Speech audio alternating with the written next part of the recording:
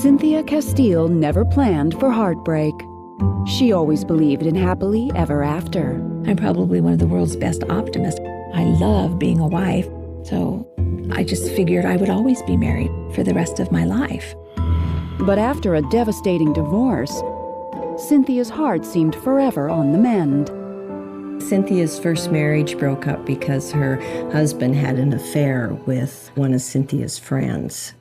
It was very devastating to have that come to an end and then feel like a failure. Why couldn't I make it work?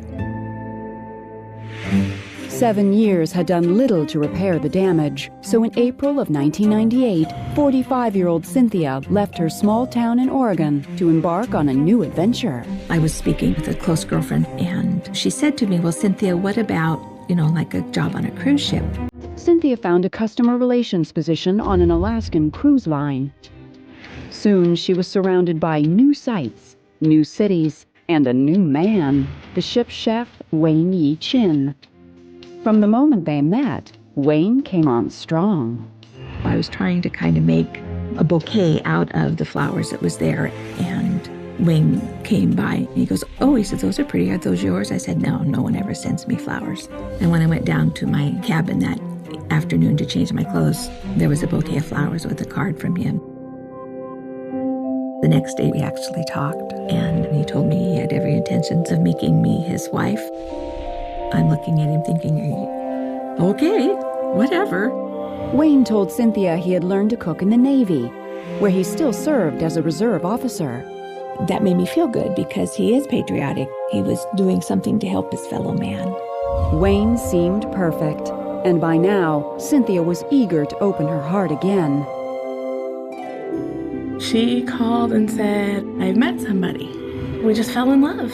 I hadn't had a man pay attention to me in over, 7 years, and he was wonderful. He was gregarious, he was sensitive, he was fun.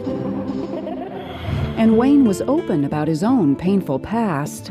Wayne had been through a very horrendous divorce. He had 3 children, and he had found her in bed with another man, and he had been terribly hurt. I could identify with that because I had been in that position too. But that wouldn't stop Wayne from trying again. In September of 1999, after 1 month together at sea, he proposed to Cynthia. Wayne said, come in the cooler for a minute.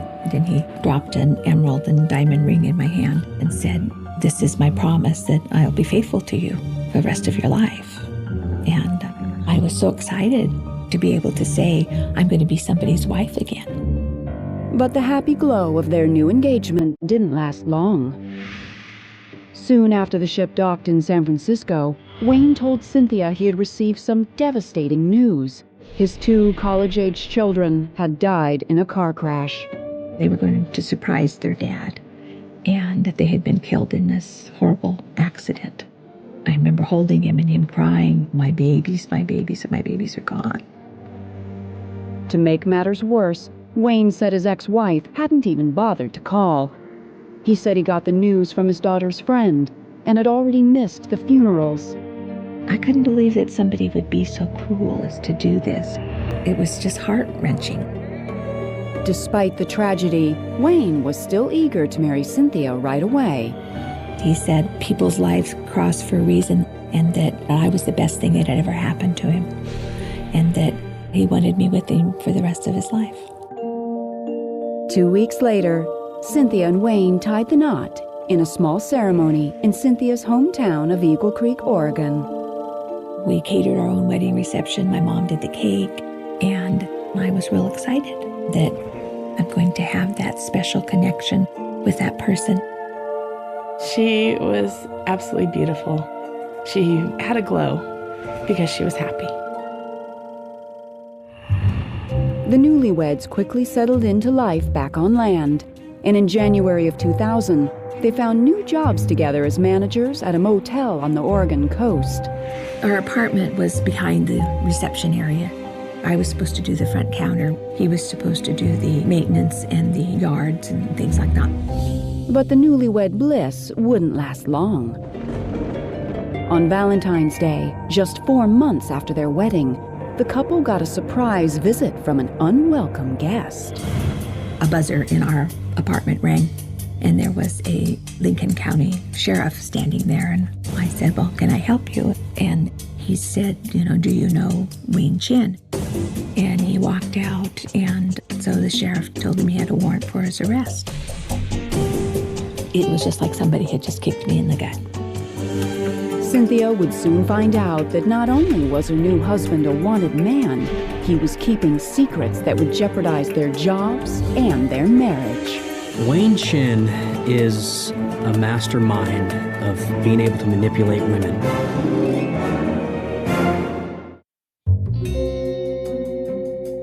For Cynthia Castile, Valentine's Day of 2000 was memorable for all the wrong reasons.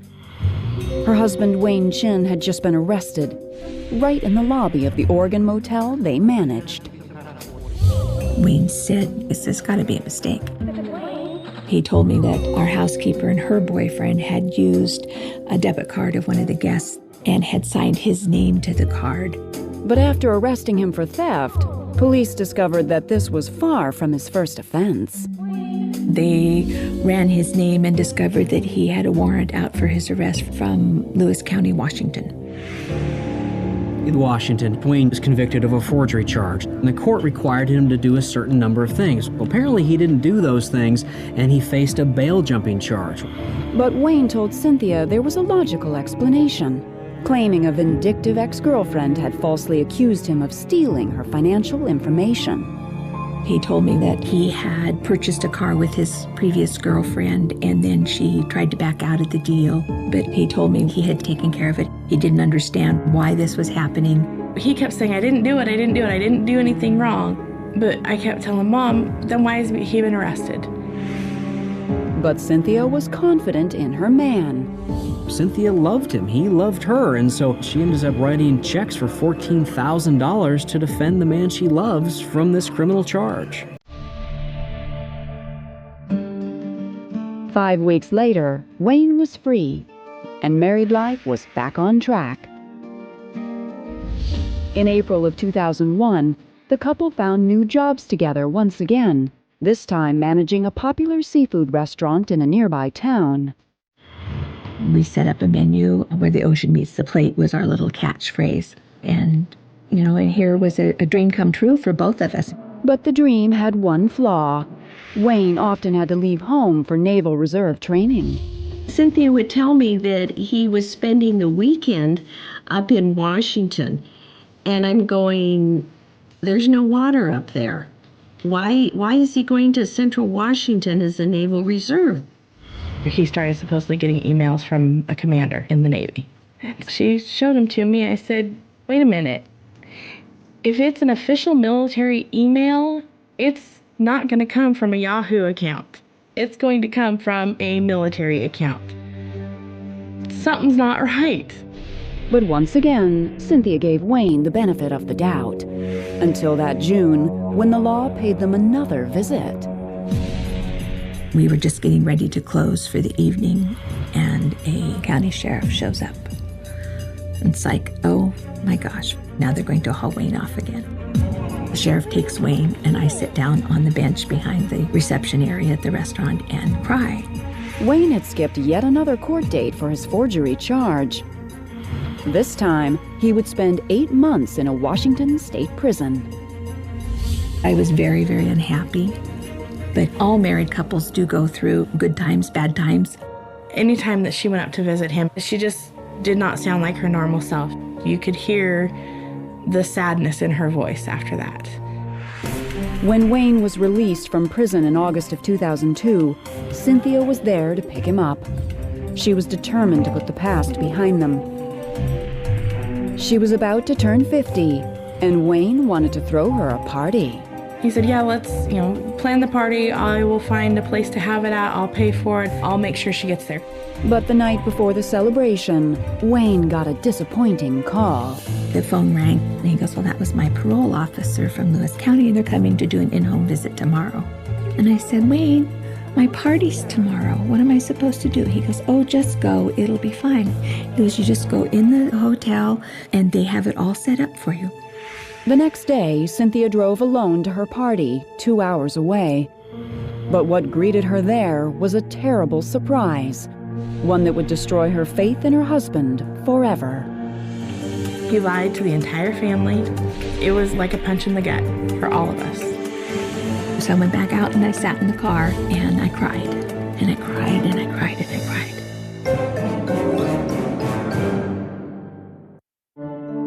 It was January 13th, 2003, Cynthia Castile's 50th birthday celebration.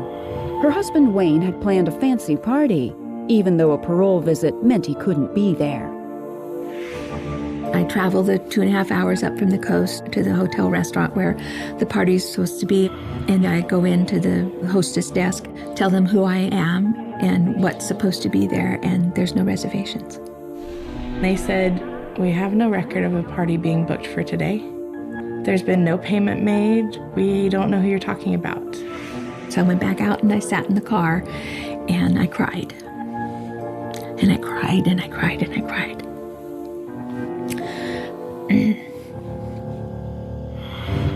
When Cynthia returned home, Wayne tried to persuade her the hotel made a mistake. But she wasn't buying it. Her blind faith in Wayne had been shattered. So the next day when he went to work, I got the number of his parole officer for Lewis County and called her and said, just wanted to know, do you do out-of-state in-home visits? And she says, no. That evening, Cynthia confronted her husband. I said, so Wayne, how was that visit yesterday? Everything go okay? He said, it went great. And I said, well, that's funny. I talked to her today and they don't do out-of-state in-home visits. So backpedaling really fast, he told me, well, it was one of her other associates. And so I just finally said, whatever. I think it was the final straw. I think that started her really reconsidering things, really questioning everything even more. But despite her growing doubts, Cynthia couldn't face the prospect of another divorce. So she swallowed her pride and gave Wayne one last chance. It's because you believe so strongly in this person. It overshadows that unbelief. And that's what was happening. I mean, this man told me he loved me for the rest of my life. 2 months later, in March of 2003, Wayne found a new job opportunity at a restaurant in Colorado, over 1,000 miles away. I told Wayne that there was no sense in me quitting my job. I might as well stay till June and then I would come and join him. For months, the couple talked by phone, planning their future together in the Rockies. Until one day in late August, when Cynthia got a strange call from her husband. He goes, have you checked your email? And I go, well, why? He goes, you just need to check your email. Cynthia hung up, logged on, and sure enough, there was an email from Wayne, asking for a divorce. I broke down and I cried. All my dreams were now all gone. I was nobody's wife again. But Cynthia's heartbreak was just beginning. In early January 2004, she phoned Wayne at work to tell him the divorce papers were ready. The owner of the place came on the phone and she says, well, he doesn't work here anymore. I fired him in December. But he still is here in Estes Park with his wife, Kim. And I said, well, I'm his wife. She says, well, he's got 2 of them, doesn't he? Cynthia had lived with Wayne's petty crimes and even forgiven his lies. But to her, the bigamy was the ultimate betrayal. Little did she know, it was just the tip of the iceberg. As Cynthia poured through Wayne's personal documents, she soon discovered that the man she'd opened her heart to was little more than a common crook. Wayne Chin has a criminal record in Oregon, Washington, and Alaska. He went to work at a lumber mill as a security guard. He was accused of burning down the lumber mill, and we know he actually went to prison for that. And Wayne wasn't a naval officer or in the reserves. He had been discharged from the Navy decades earlier. So the whole time that Wayne was doing the naval reserves was all bogus. I was completely dumbfounded that somebody could figure this all out and not think that they would get caught. It seemed that everything Cynthia had loved about Wayne was a lie. But she was about to get even. I thought there might be 2 women, 3 women, but there's 4, there's 5, there's 6, there's 7. He didn't have any remorse. He don't care. And I had had enough. If you have a story of marriage gone wrong and would like to appear on this series, go to investigation.discovery.com. In January of 2004, Cynthia Castile was stunned to discover that her husband Wayne Chin was a bigamist, living a double life with another wife in Colorado. But that was far from all. Here I was caught up in this web of all this mystery, all these unanswered questions. Cynthia soon learned that Wayne had a long history of manipulating and marrying women. You start looking at court documents and you realize there isn't 2, there isn't 3, there's 4, there's 5, there's 6, there's 7, and that is just the women he's married. Determined to unravel Wayne's lies once and for all, Cynthia reached out to the women in his past. I sat down and I wrote a letter listing all of these women's email address and put all the details of the bigamy. And I contacted the ex-wife, and we played a lot of I'll tell you if you tell me. It soon became clear how Wayne won so many hearts. Wayne Chin is a mastermind of being able to manipulate women. One of the things he says is that he's in the Navy, and that gives him dignity and cachet, and it's one of the things that they're drawn to, a man in uniform. He comes in at the right time, he woos them, he tells them the things that they want to hear, especially in that time in their lives where they feel vulnerable, and then he marries them, and once he marries them, he has access to their finances, just like any husband or wife does. And when things began to get complicated, it seemed that Wayne had a clever exit plan. One of his big cons with one of his fiancées is that he got called up to Iraq. So he goes to Iraq, and while he's in Iraq, he's calling her in the middle of the night when she's asleep because Iraq is on a different time zone. Hey, you, hold on just a minute. Roger that, Enterprise 6-7. Message confirmed. Secondary is on its way to you as I speak. Anyway, just calling you. And she's back in this country trying to, keep him supported by writing checks to pay his bills. Meanwhile, he's off somewhere else, married to another woman. So you let this pathological liar into your life that messes up everything, and there's no law against lying. So if there's no law against lying, then how do we stop this person? I investigate a lot of crooks, but usually it has to do with something that's an object, like a car or credit cards. But this case is different because he's using love. Love is the thing that he uses to take advantage of people. And there was one lie that was the most disturbing of all. Wayne's 2 children were very much alive. That is one of the key parts of his con. By telling these women that his 2 children have died in a car wreck, he's opening himself up. And they want to give him their shoulder to cry on. And it's one of the things that bonds them the most to him, that he's lived through this tragedy. I was just literally floored. Why would anybody use their children like that to further their own cause? Why would anybody do that? It was the final straw for Cynthia. She marched down to the sheriff's office and filed bigamy charges against Wayne. I think Cynthia had come to realize that he really was a liar, a cheat, and a scumbag. And I think it was probably more of a relief to her. In July 2004, Wayne Yi Chin was found guilty of bigamy. He spent 10 days in jail and paid a $500 fine, the maximum penalty that Oregon law allowed. This time, Cynthia didn't pay his legal fees. And when I walked out of the room, then I just completely fell all apart. It was time to let it all go, just to melt away and then be strong again. Their divorce became official on October 26, 2004. I was very relieved that he was gone, that he wasn't going to be a part of my life anymore. But I wasn't anybody's wife anymore. That's the heartache that I have. Today, Cynthia is no longer caring for her man, but she hasn't stopped caring for others. I live with my mom here. Both my girls live within 6 miles, and my grandchildren. I'm head of dining services at an assisted living center and enjoy my job very much. Life is just good. Though Cynthia is dating, she's unsure that she will ever marry again. It still kind of haunts her.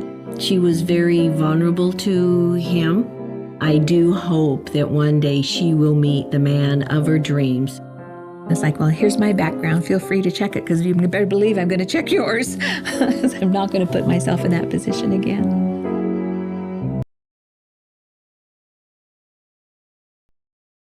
They say that politics is the art of the possible, an adage Dina Matos took to heart from a young age. I thought, very early on that if you become an activist, if you become involved, that you can affect change. In the fall of 1995, 29-year-old Dina was trying to follow through on her dreams, working in PR for a local hospital and making herself known in political circles. So when she met Jim McGreevy, the handsome and newly single mayor of Woodbridge, New Jersey, no one was surprised that a mutual interest sparked. I thought he was very charismatic, certainly energetic, and had this way about him that attracted people to him. They were ambitious, both of them. Smart, both of them. They got along very well. Definitely think that immediately there was some sort of chemistry between us. Dina quickly found herself entranced by the dashing politician. He was talking about the hospital where I worked. He offered, assistance if I ever needed anything. I felt as if I had known him forever. But there was reason to proceed with caution. Jim's personal life was in turmoil. Shortly after I met Jim, I had heard that his wife had left him abruptly. They had a small child, and she just took off and went back to her native British Columbia. I felt really bad for him. Over the next year, Dina continued to see Jim at political functions around town. Then, one day, an aide from his office called to schedule a one-on-one dinner. The 4 or 5 hours we spent together seemed like 2 hours. We were very comfortable with each other. And so I guess that was our first date. Before long, Jim and Dina were dating exclusively. But the romance was far from typical. By 1997, Jim had decided to run for governor of New Jersey. It was like I was on the campaign trail from day one. So our dates consisted of picnics and rallies and, dinners, sometimes 2 or 3 dinners in one night. She said to me, he's like Abraham Lincoln. He's everything I've ever imagined. As Election Day approached, it actually looked like Jim could pull off an upset. But in the end, he lost by less than 1% of the vote. After campaigning tirelessly by Jim's side, Dina was devastated. But she dusted herself off and stood by her man, who was already planning his next run for the governor's mansion. Dina and Jim were a good team. They really were. When you saw the president or someone like that take over a room, that's what they did. They complemented each other pretty well that way. Jim seemed to think so too. And in January of 2000, he slipped an engagement ring on Dina's finger. 8 months later, the couple tied the knot in a Washington, D.C. wedding. It was at the Hay Adams, and it has a rooftop terrace that overlooks the White House. Dina was glowing. Talk about a glowing bride, she was glowing. I don't think I've ever seen Dina that happy. Everyone that we wanted there was there, and it was just my dream wedding. Just 6 months later, Dina learned she was pregnant.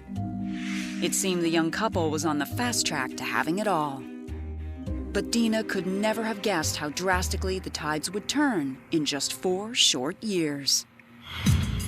On August 9th, 2004, Dina was running errands after work when she got a call from her husband. Jim asked what time I was going to be home. And this was uncharacteristic for him because it was early in the day and he was always out late. I felt a knot in my stomach. I'm like, something's not right here. Dina immediately raced home, and when she arrived, she was certain things were horribly wrong. So Jim and I both sat on the couch in the living room, and he said, This is very difficult for me.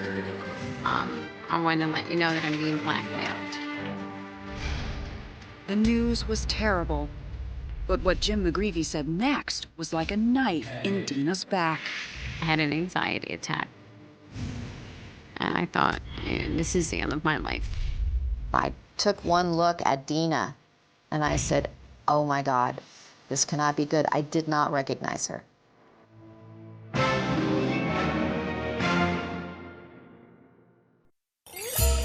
In the fall of 2001, 3 years before the conversation that would change her life, Dina Matos was on top of the world.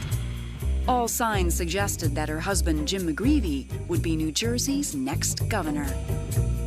He was running for governor, and she was at his side, and you would see her on the news on TV. Not Dina, my sister, but Dina, the proposed first lady of New Jersey. It was the happiest time of my life.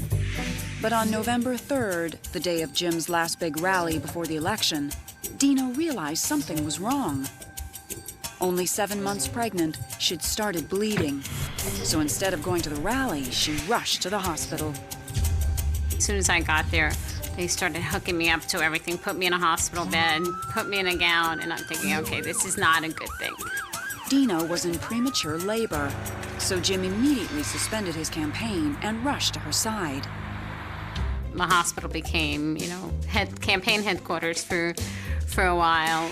The doctors insisted she remain on bed rest. Meanwhile, on November 7th, Jim McGreevy won the election by a landslide. Dina watched the coverage from her hospital bed. More than anyone, she sacrificed and worked hard. More than anyone. Dina, I love you.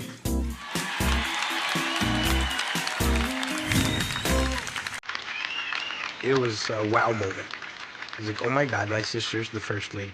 Do I still treat her like Dina?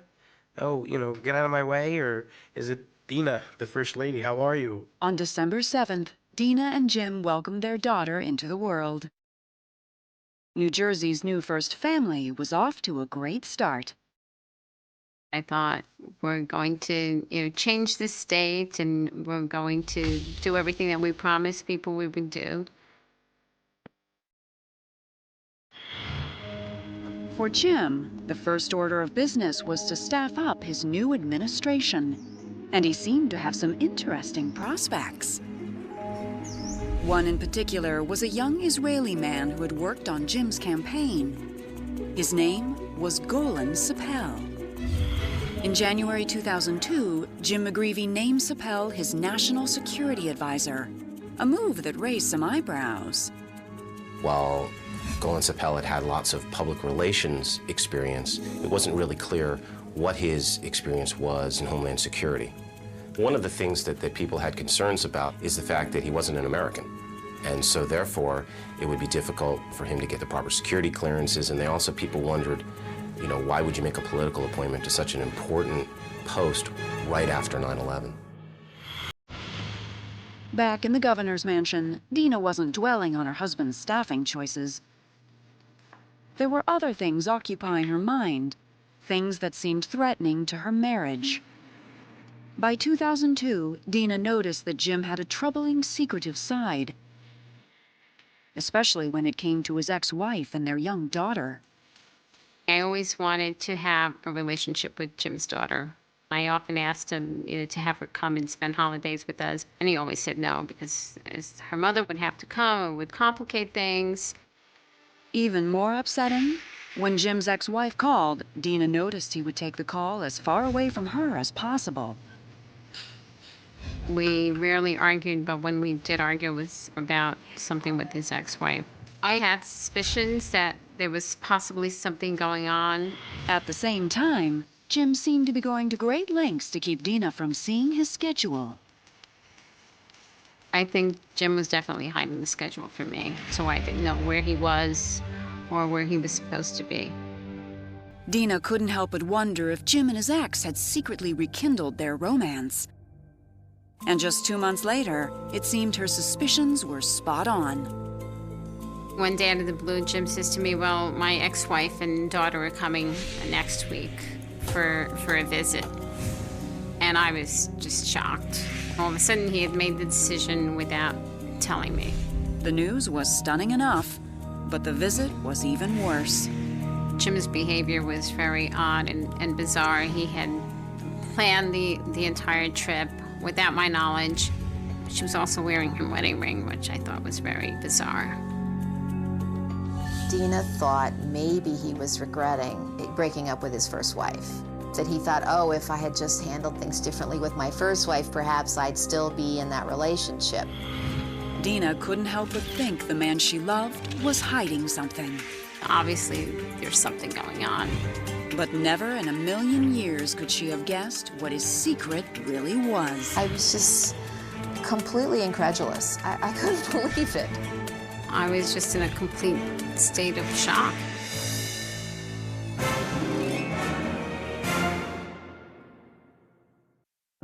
By the summer of 2004, 2 years into her husband's governorship, Dina Matos McGreevy had hit her stride as New Jersey's First Lady. I really enjoyed having the ability to get involved in causes that were important to me. But being married to the governor was no cakewalk. So one evening that July, when Jim asked Dina what she would think if he didn't run for a second term, she couldn't help but feel relieved. Jim said it was because it was not what he had expected. People were fighting, and there were also a number of scandals involving some of his staffers. I didn't want him to give up, but on the other hand, I thought, this is our opportunity to finally have our own life out of the public eye. But Dina didn't know there was much more to the story. The evening of August 9th, Dina was running errands after work when Jim called and asked her to come home right away. When I arrived at home, he was already home, which was early for him.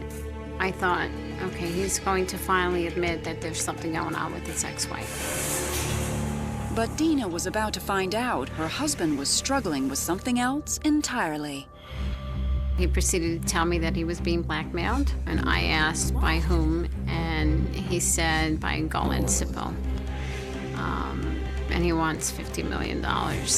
Jim claimed Golan Sipple was threatening him with a sexual harassment lawsuit. The $50 million would buy Sippel's silence. And I asked why, and he said, well, we had a relationship. It was sexual, but not sexual. And I just started crying. That was a complete shock.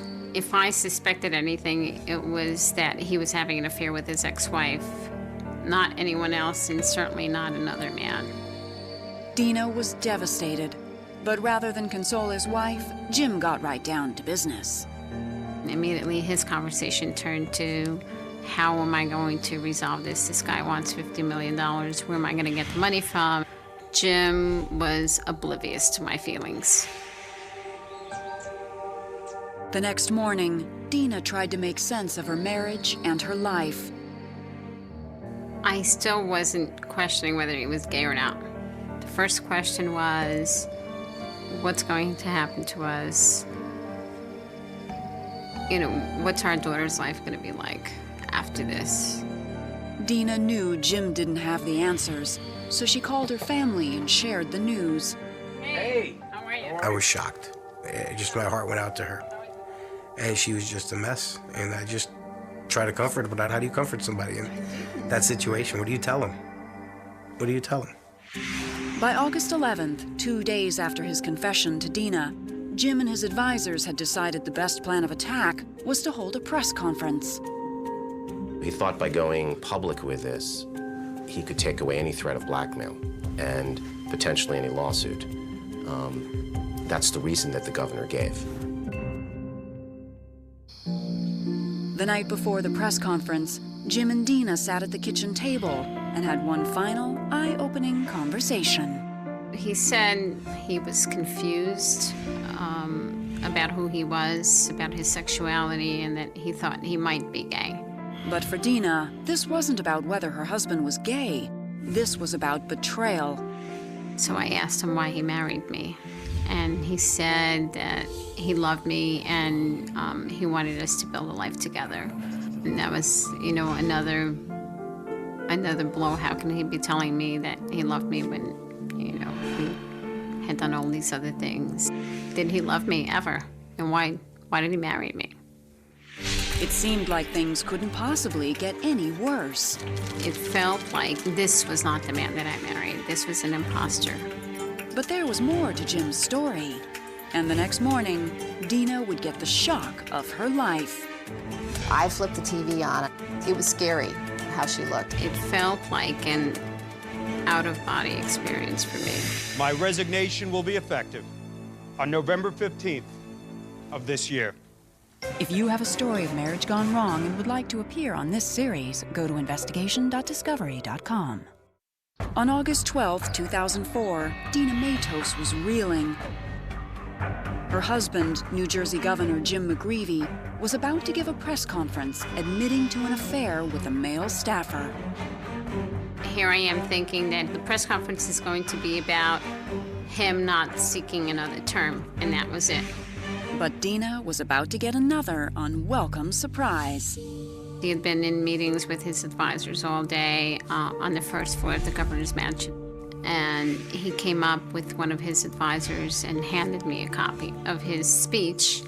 And I started reading it, and I read the phrase, "I am a gay American." And I just couldn't believe what I was reading, because he had not admitted to being gay. I thought, how did he resolve that issue overnight? He was confused, and now all of a sudden, he knows that he's a gay American. There were points in my life when I began to question what an acceptable reality really meant for me. That afternoon, the world watched in shock as Jim McGreevey delivered his speech, his blindsided wife by his side. And so my truth is that I am a gay American. My resignation will be effective on November 15th of this year. I flipped the TV on and I took one look at Dina. I did not recognize her. It was scary how she looked. He's at the podium speaking, and I'm standing next to him with some sort of smile plastered on my face.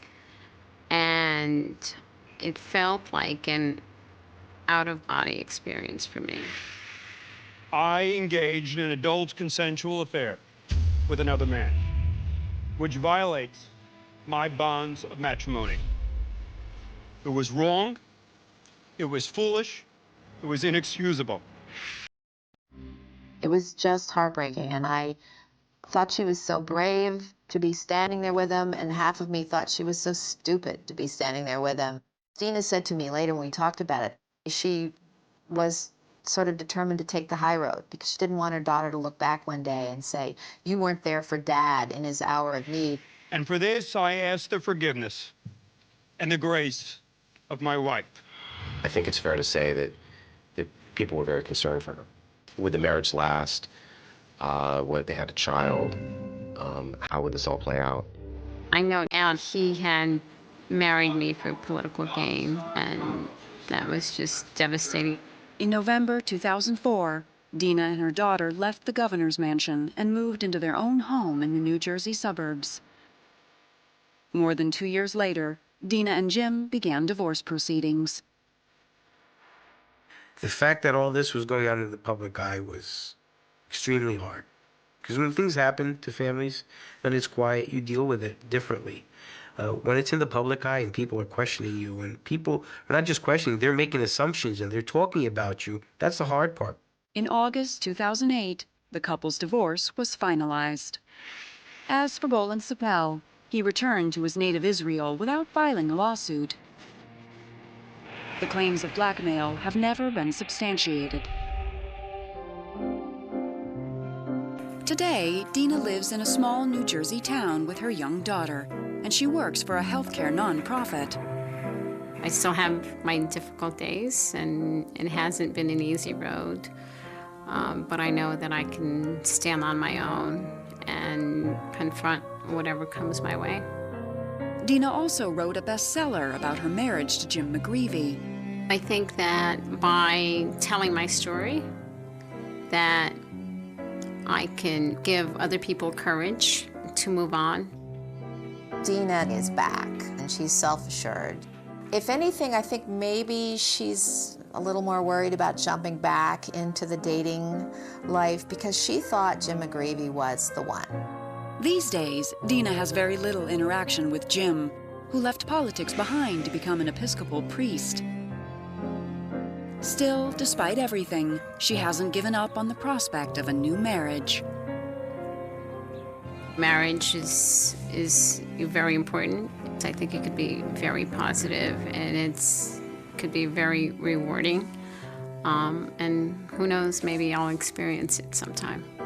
The sound of a jackhammer tearing through old ceramic tiles is usually the sound of progress, the noisy, dusty promise of renovation in a city that never stops moving.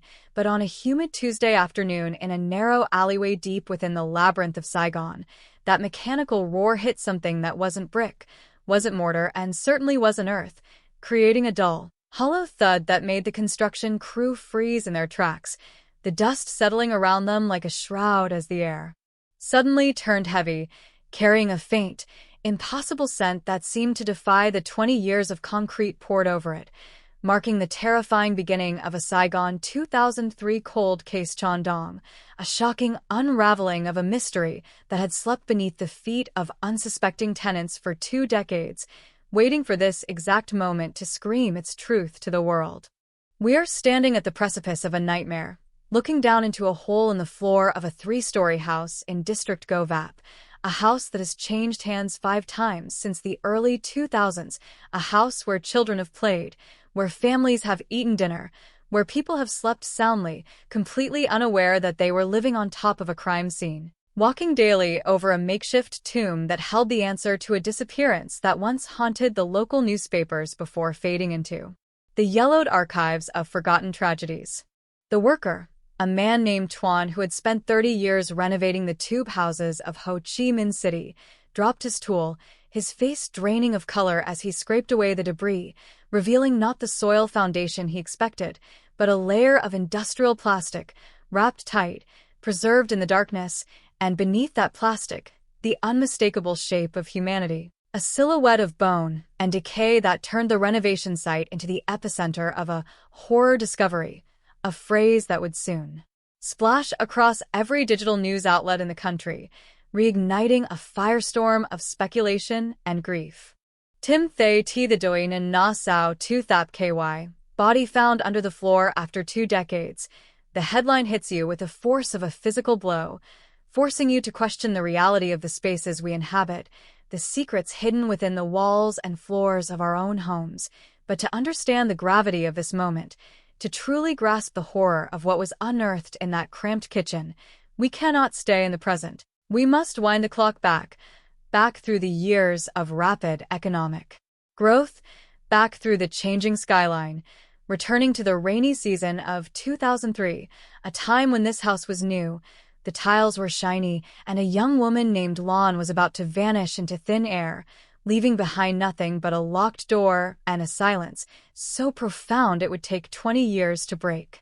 Picture the alleyway in late 2003, the air thick with the smell of exhaust fumes and street food, the sound of motorbikes creating a chaotic symphony that defines the rhythm of Saigon, a city on the verge of explosion, teeming with ambition and secrets, where millions of lives intersect in the chaotic dance of survival. And amidst this vibrant backdrop lived Lon, a 24-year-old accountant with a bright smile and a meticulous nature, known to her neighbors as the quiet girl who left for work at 7 sharp and returned at 5:30, a creature of habit whose predictability would become the most chilling clue in the investigation of her mysterious disappearance. Lon had just moved into the ground floor of the house in Govap, renting it from a man whose name would later appear in police files as a person of interest, before slipping through the cracks of a system overwhelmed by caseloads and a lack of forensic technology. A landlord named Hung, who was described by neighbors as polite but distant, a man who kept his eyes low and his business private, living on the upper floors while renting out the bottom level to supplement his income, creating a dynamic of proximity that, in hindsight, sends shivers down the spine.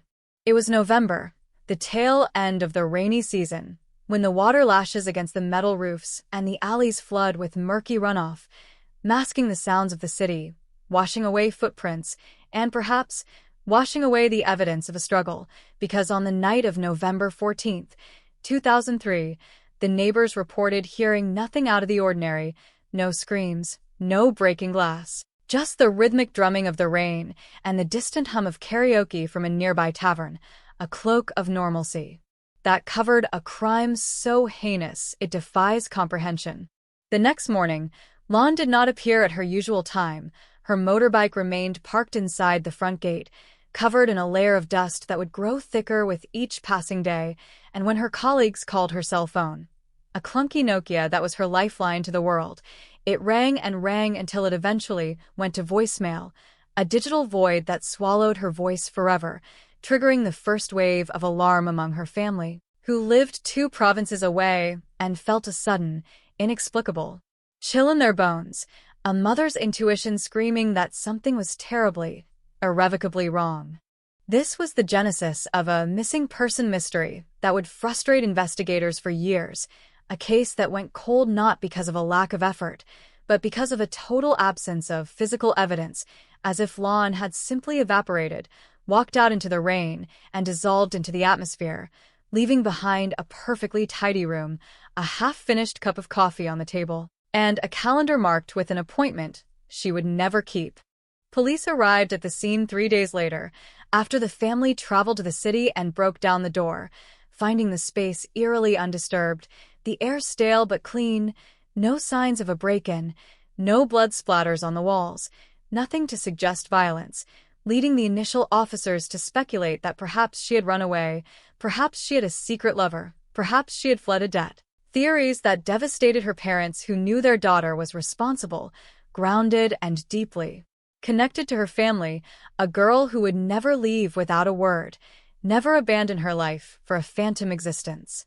They questioned the landlord, Hung, who stood in the doorway with a look of bewildered concern, telling the officers that he hadn't seen her for days, that he assumed she had gone back to her hometown for a family emergency, his voice steady, his hands calm, a performance of innocence that held up under the scrutiny of the initial inquiry, primarily because there was no body, no weapon, and no motive that the police could immediately discern, allowing him to remain a free man while Lan's family descended into a hell of uncertainty. But let's look closer at that timeline. Let's zoom in on the days immediately following the disappearance, specifically the weekend after she was last seen, when neighbors recalled seeing Hung buying bags of cement, sacks of sand, and new ceramic tiles, a detail that was noted but dismissed at the time as a mundane home improvement project, a coincidence that got lost in the noise of the investigation, but which now, 20 years later, rings out like a siren, a glaring red flag that signals the moment the concrete tomb was constructed, the moment the crime was sealed beneath a layer of heavy mortar. The house in the alley became a place of whispers, a haunted location, in the minds of the superstitious locals who claimed they felt a drop in temperature whenever they walked past the ground floor window, who said the dogs in the neighborhood would bark incessantly at the front gate for no reason, sensing something that human senses were too dull to perceive, a lingering energy of trauma trapped within the structure itself. Over the years, the case grew colder, the files moving from the active desk to the storage room, gathering dust alongside hundreds of other unsolved mysteries, the Saigon cold case becoming a tragic footnote in the city's history, while Lan's parents aged rapidly, their hair turning white with grief, their savings depleted by private investigators and fortune tellers, desperate for any scrap of information, clinging to the hope that she was still alive somewhere, perhaps suffering from amnesia, perhaps living a different life, anything but the grim reality that she was lying in a fetal position less than a meter beneath the floor where new tenants were cooking their meals. And what of the landlord? What happened to Hung? He sold the house 6 months after the disappearance, claiming he wanted to move to the countryside, cashing out his investment and disappearing into the vastness of the Central Highlands, leaving the physical evidence of his deed behind, confident in the durability of his construction, confident that the new tiles would match the old ones, that the secret was buried deep enough to withstand the test of time. A gamble that paid off for 20 years, a silence bought with concrete and patience. The house changed owners, underwent minor repairs, was painted and repainted, the walls absorbing the laughter and arguments of strangers, the secret beneath the floor remaining the only constant, a silent witness to the passage of time until the current owner decided to do a major renovation, decided to dig up the old plumbing system to install modern pipes. A decision based on logistics and hygiene that would inadvertently act as the hand of justice, ripping open the seal that had held for 2 decades. Arrest shocks community. That is the headline we are moving toward, but first we must sit with the discovery, with the visceral horror of that moment when the jackhammer broke through, when the smell hit the air, a smell that Twana Worker described as ancient and wrong, a scent of earth mixed with the distinctive, sickly sweet odor of decomposition that had been trapped in an airless pocket, preserved like a time capsule of death. The police were called immediately, the scene taped off, the alleyway flooded with blue lights and the crackle of radios, a stark contrast to the quiet disappearance of 20 years ago, as forensics teams in white suits descended upon the house, carefully excavating the floor, treating the site with the reverence of an archaeological dig, peeling back the layers of concrete to reveal the truth. As the news spread, the shockwave hit the neighborhood, the older residents coming out of their homes, their memories jogged by the sudden activity, whispering the name Lon for the first time in years, connecting the dots that had been scattered by time, realizing with a dawn of horror that they had been right to feel uneasy, right to wonder about the sudden renovation in late 2003, their gossip turning into testimony, their suspicions hardening into facts. The body was wrapped in layers of heavy-duty plastic sheeting, the kind used for construction, and bound with wire, a methodical, cold-blooded packaging that spoke of a killer who was not in a panic, but who was calculating, efficient, and determined to hide his sin forever, a discovery that instantly elevated the case from a missing person file to a homicide investigation, activating the cold case unit of the Ho Chi Minh City Police, who dusted off the old dossiers, the yellowed pages now burning with new relevance. Forensic analysis would soon confirm the identity, matching the DNA from the skeletal remains to the samples provided by Lan's parents 20 years ago, a scientific certainty that brought a crushing finality to their hope, but also a relief, a twisted, painful relief that finally, they knew where she was. Finally, she was no longer lost in the void, but found, reclaimed from the darkness, demanding justice from beyond the grave. This is the nature of a cold case solved. It is a double-edged sword, a moment of triumph for the truth, but a reopening of the deepest wounds for the family, a confirmation of their worst nightmares, yet it is also a beginning, the start of a manhunt for the ghost who walked away in 2004, the landlord who thought he had gotten away with murder, who thought that time was on his side, unaware that time is a patient hunter, and that the earth eventually gives up its dead. The investigation that followed the discovery was swift and aggressive, fueled by the public outrage and the sheer brutality of the concealment. Detectives were tracing the steps of the landlord, digging into property records, bank transfers, and old residence registrations, hunting for Hung, who is now 20 years older, perhaps living under a different name, perhaps dead himself, but the police were relentless, driven by the image of that girl beneath the floor, driven by the need to close the circle. They found that Hung had moved not to the countryside as he claimed, but to a neighboring province, Bin Duong, where he had started a small business, married, and had children of his own, living a life built on a foundation of lies, a life stolen from a woman he buried in his kitchen, a double life that was about to shatter into a million pieces as the net closed in, the detectives moving with the precision of predators, armed with the undeniable evidence unearthed from the Go Vap house. But before the handcuffs could click, before the interrogation could begin, we must understand the psychology of the cold case killer, the man who can sleep at night knowing what lies beneath the floor of his former home, the compartmentalization required to separate the monster from the family man, the ability to suppress the guilt, or perhaps the total lack of guilt, a sociopathic trait that allowed him to look Lan's parents in the eye 20 years ago and lie to their faces. This case is not just about a body found. It is about the architecture of concealment, the terrifying ease with which a human being can be erased from the surface of the earth and incorporated into the infrastructure of a city, becoming part of the literal foundation, a macabre secret hidden in plain sight, challenging our perception of safety, making us wonder what other secrets lie buried beneath the tiles of the millions of houses in this sprawling metropolis.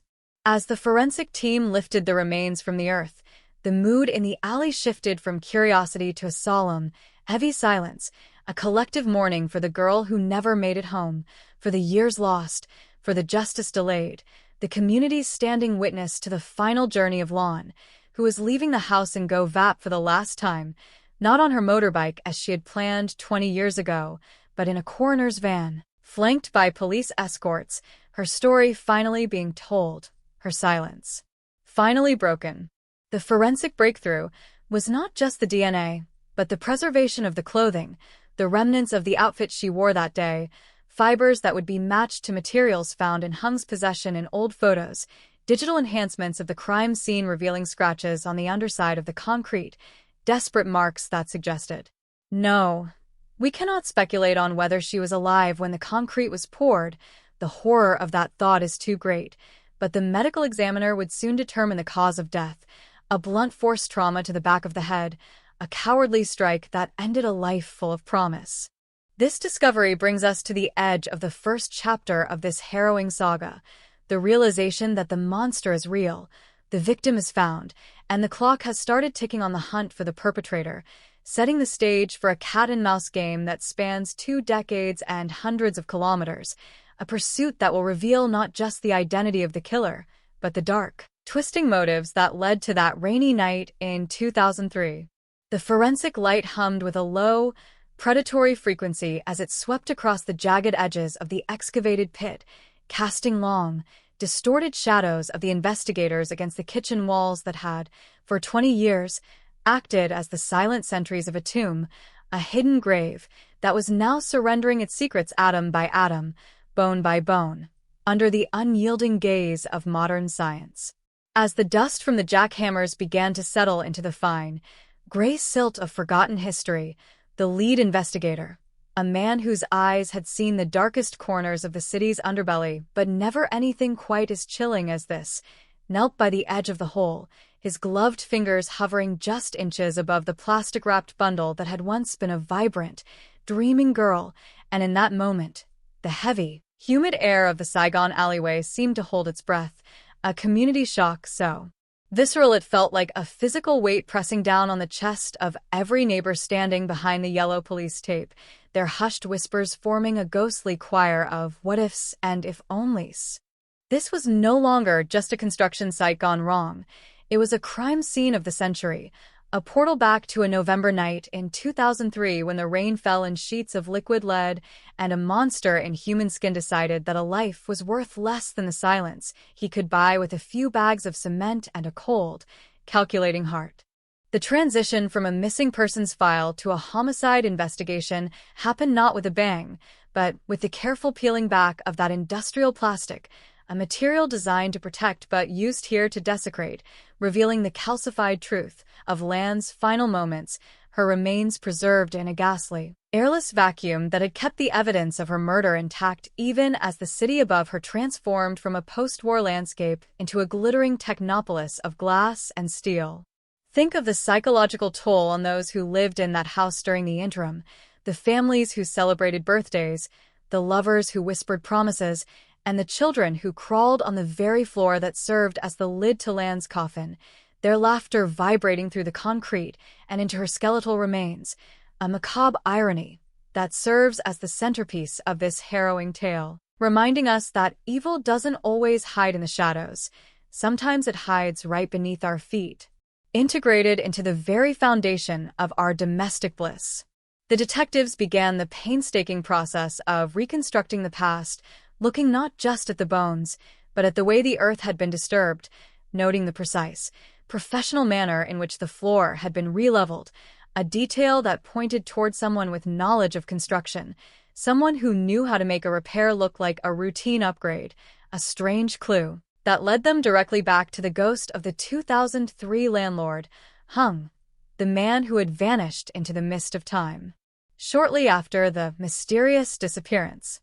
As the forensics team worked through the night, the news of the discovery traveled like a wildfire through the digital veins of the city, reaching a small, weathered house in a rural province where two elderly people sat in the dim light of a television, their hearts already racing before the reporter even finished the sentence, because they had known, deep in that primal, ancestral place where parents carry the spirits of their children, that their daughter hadn't just walked away, they had felt her absence like a phantom limb for 7,300 days, and now, the shocking revelation they had prayed for and dreaded in equal measure was finally here, a phone call from the authorities shattering the fragile peace of their old age, confirming that the search was over, but the nightmare was only beginning. The mother's scream, a raw, jagged sound that echoed off the thin walls of their village home, was the real-time soundtrack to a cold case solved, a reminder that behind every sensational headline is a trail of human wreckage that time cannot heal, only bury. And as they prepared to make the journey back to the city they had grown to hate, the police in GoVap were already deep into the archives, pulling the original 2003 statements, looking for the lies that had been hidden in plain sight, the red flags that a younger, less equipped generation of officers had missed in the chaos of a rapidly expanding metropolis. They looked at the photos of the house taken during the initial inquiry, grainy, low-resolution images from a time before digital ubiquity, and there, in the background of a shot of the kitchen, they saw a slight discoloration in the grout of the floor tiles, a subtle anomaly that should have been a neon sign but which, in the context of a simple disappearance, had been dismissed as common wear and tear, a failure of observation that had granted a killer 2 decades of unearned freedom. The investigation was now a race against the clock, a high-stakes manhunt for a man who had effectively deleted himself from the system, a man who had used the intervening years to build a new life on the bones of the old one. But the detectives had an advantage, now that their predecessors didn't: a national database, facial recognition, and the digital footprints that even the most cautious fugitive leaves behind in the modern age. They began to track the paper trail of a ghost, following the sale of the house in 2004 to a series of shell companies and private buyers, looking for the signature of a man who thought he was clever, but who was about to find out that the Saigon 2003 cold case was a debt that could never be settled through anything less than total exposure. The atmosphere in the GoVap alley changed from curiosity to a lingering haunting, the residents looking at their own floors with newfound suspicion, the weight of the 20-year secret pressing down on the neighborhood's collective conscience, as people began to recall the landlord's behavior with the clarity of hindsight, remembering how he had suddenly become obsessed with the cleanliness of the ground floor, how he had stopped allowing visitors into the kitchen, how he had seemed to age a decade in the span of a single month, his polite mask slipping just enough for those who were paying attention to see the flicker of panic behind his eyes. The police were now interviewing those original neighbors, many of whom were now elderly or had moved away, stitching together a tapestry of suspicion that painted a portrait of a man who wasn't just a landlord, but a predator who had waited for the perfect moment of vulnerability to strike, a cold-blooded opportunist who saw a young woman's life as a hurdle to be cleared and her body as a problem to be solved with mortar and stone. Every detail unearthed from the pit added a new layer of sensational horror to the narrative, the way the body had been positioned to save space, the items of clothing that were still recognizable, a silver locket that had blackened with age but still held the faint, ghostly image of a smiling lawn, a poignant relic that served as a bridge between the living and the dead, a silent plea for the truth that was finally being answered. The forensic breakthrough came when they analyzed the soil composition beneath the concrete, finding traces of a specific type of industrial chemical used in the early 2000s to accelerate the drying of cement, a chemical that was heavily regulated and could be traced back to a specific construction firm where Hung had once worked as a freelance contractor, the smoking gun of his expertise finally coming to light, proving that the concealment wasn't a crime of passion, but a calculated feat of engineering designed to last forever. The script of his life was being rewritten by the very authorities he had eluded, his perfect crime crumbling as the DNA results were finalized in a sterile lab across town, the machines humming as they confirmed what everyone already knew: that the girl on the floor was indeed the girl from the posters, the girl who had been erased but never forgotten, and as the arrest warrant was typed out, the energy in the precinct was electric, a sense of long-awaited justice, fueling the search for a killer who was currently hundreds of kilometers away, perhaps sitting down to dinner with his own children, unaware that the floor he was standing on was about to fall out from under him. The community shock was transitioning into a demand for blood, a public outcry for the man who had turned a home into a graveyard, the story dominating the airwaves, a live crime broadcast that kept the entire nation glued to their screens, waiting for the moment the shadow man would finally be brought into the light of day. But there were still questions that haunted the investigators, unsolved mysteries within the solved case. What was the motive? Was it a robbery gone wrong, a rejected advance, or something even darker, a hidden obsession that had simmered in the quiet house until it boiled over into fatal violence?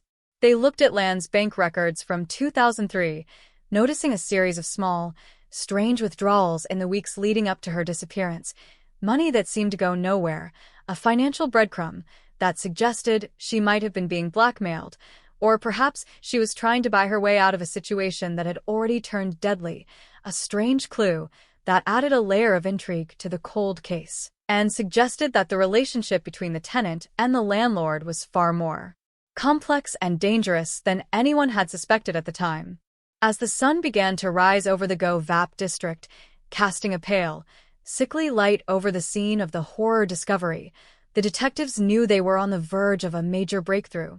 But they also knew that the ghost of 2003 was still out there, a predator in hiding, who had proven he could disappear once, and who would undoubtedly try to do it again if he felt the net tightening, creating a tense standoff between the past and the present, a battle of wits that had been 20 years in the making and was now reaching its emotional climax. The house, once a place of mundane domesticity, was now a monument to the fallen, its walls holding the echoes of a struggle that had been silenced for 2 decades, its floors finally open, the macabre secret out in the air, a Saigon nightmare that was finally, painstakingly, being dismantled by the hands of the law as the world waited for the final piece of the puzzle to fall into place. The narrative of the Saigon 2003 cold case was no longer just about death. It was about the resilience of memory. The way a city can forget its citizens, but the earth never does. The way a mysterious disappearance can leave a hole in the fabric of a family that can only be filled by the hard, cold truth, even if that truth is found in the darkness beneath a kitchen floor. And as we move deeper into the investigation, into the mind of the killer and the last hours of the victim, the sense of chilling suspense only grows, for we are not just observers of a crime. We are witnesses to the exorcism of a secret that has haunted a community for a generation, a secret that is finally, terrifyingly, being told. The investigation into the Saigon 2003 cold case was never truly dead. It was merely sleeping, a dormant predator, waiting for the right moment to strike back at the man who thought he had outrun the shadow of his own guilt. To understand how a man could walk away from a murder scene and disappear for 20 years, we have to look at the fragility of the system in 2003, a time when the city was expanding so fast that the administrative records were often nothing more than ink on paper, easily lost, easily forged, and even more easily ignored in the face of a million other rising crimes. The original detectives, men who worked in cramped offices filled with the smell of stale cigarette smoke and the rustle of paper files, had been looking for a girl who had vanished into the rain, but they were looking through a glass darkly, hampered by a lack of CCTV, a lack of digital tracking, and a landlord who played the role of the concerned citizen with a chilling, sociopathic precision. Hum was a man of shadows, a cipher in a city of millions, and as the cold case unit began to tear apart his past, they discovered a strange clue that had been buried in the archives for 2 decades, a handwritten note found in the back of a drawer in Lan's room, a note that had been dismissed as a mundane grocery list but which, under the scrutiny of modern linguistics, revealed a hidden threat. The note contained a series of numbers and a single, cryptic phrase, "The floor is the limit," a phrase that now sounds like a taunting prophecy, a cruel joke from a killer who was already planning the construction of his victim's final resting place. Why did the original team miss the significance of his sudden expertise in masonry? Why did they accept his story that Lon had simply moved out in the middle of the night? The answer lies in the community shock that paralyzed the neighborhood back then, a collective desire to believe the best of people, to believe that a quiet landlord couldn't possibly be a monster in plain sight. But the Saigon 2003 cold case was about to experience a technological resurrection, as the modern investigators utilized a sophisticated algorithm to cross-reference the alias Hung had used with every construction permit issued in the southern provinces over the last 20 years. They weren't just looking for a name. They were looking for a pattern of behavior, a specific way of pouring concrete, a specific preference for industrial-grade plastic sheeting that matched the macabre shroud found in the Go Vap house. This was the forensic breakthrough that turned the tide, a digital dragnet that began to tighten around a small town in the Central Highlands, a place where a man fitting Hung's description had reinvented himself as a successful contractor, a pillar of the community who specialized in building foundations, a dark irony that was not lost on the detectives who were now closing in on his location. As the manhunt intensified, the news of the body found under the floor became a national obsession, the sensational headlines creating a feedback loop of information as former acquaintances of the suspect began to call the tip line, each offering a shattering piece of the puzzle.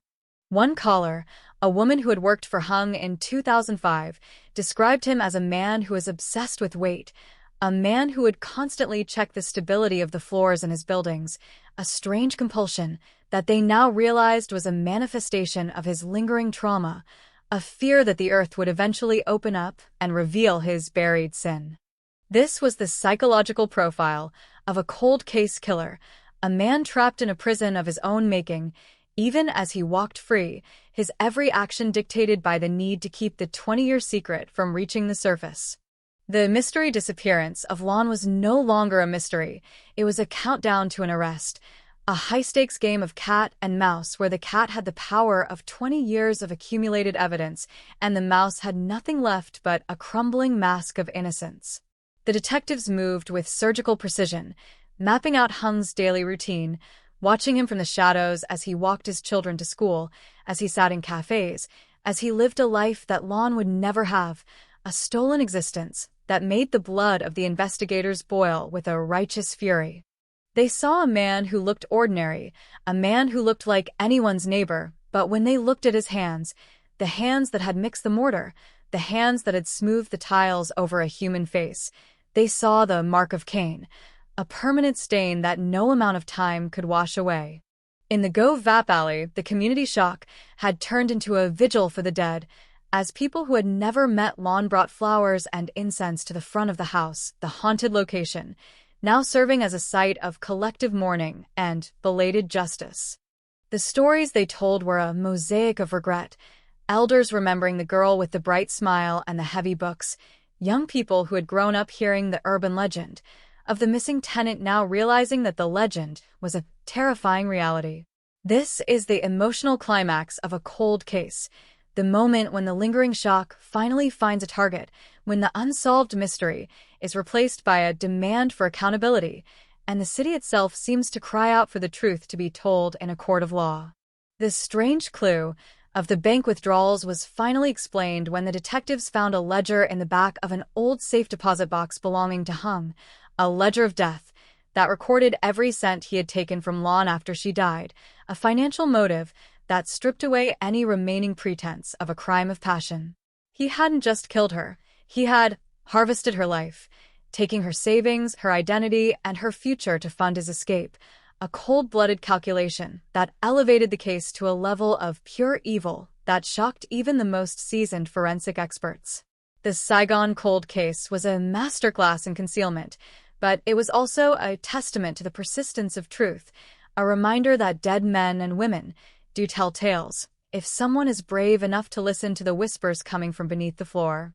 As we prepare for the final confrontation, the tense atmosphere in the police command center is palpable, the arrest warrant signed, the tactical teams in position, the shocking revelation of Hung's whereabouts ready to be acted upon. The mysterious disappearance is over, and the long-form narrative of justice is reaching its final, explosive chapter. A chapter that will begin with a knock on a door in the middle of the night and end with a clink of handcuffs on a man who thought he was a ghost. The Saigon 2003 cold case is no longer a cold file, it is a burning flame. A beacon of hope for every family with a missing person, a warning to every killer who thinks they have buried the evidence. For the earth is not a permanent vault, and the truth has a way of breaking through the concrete. The vivid language of the crime scene reports, the tense storytelling of the investigators, and the vivid imagery of the girl in the floor all coalesce into a single, haunting question: how many other secrets are hidden in the foundations of a city? How many other cold cases are waiting for a renovation, a jackhammer, or a forensic breakthrough to bring them into the light? As the sun sets over the Go Vap district, the lingering impact of land's discovery remains, a shadow over the community that will only be lifted when the man who put her there is forced to look at what he did, forced to answer for the 20 years of silence he imposed on a family that never stopped looking for their daughter. This is the cinematic reality of crime in the modern age, a world where the past is never truly gone and where the deadlock of an unsolved mystery can be broken by the simplest of things: a conscience, a clue, or a single, shattering thud against a hidden layer of concrete. The pre-dawn light in the province of Ben Duong filtered through a thick, industrial haze, casting a sickly, grayish hue over a quiet residential street that looked like any other, a place where people came to start over, to disappear into the mundane comfort of suburban anonymity.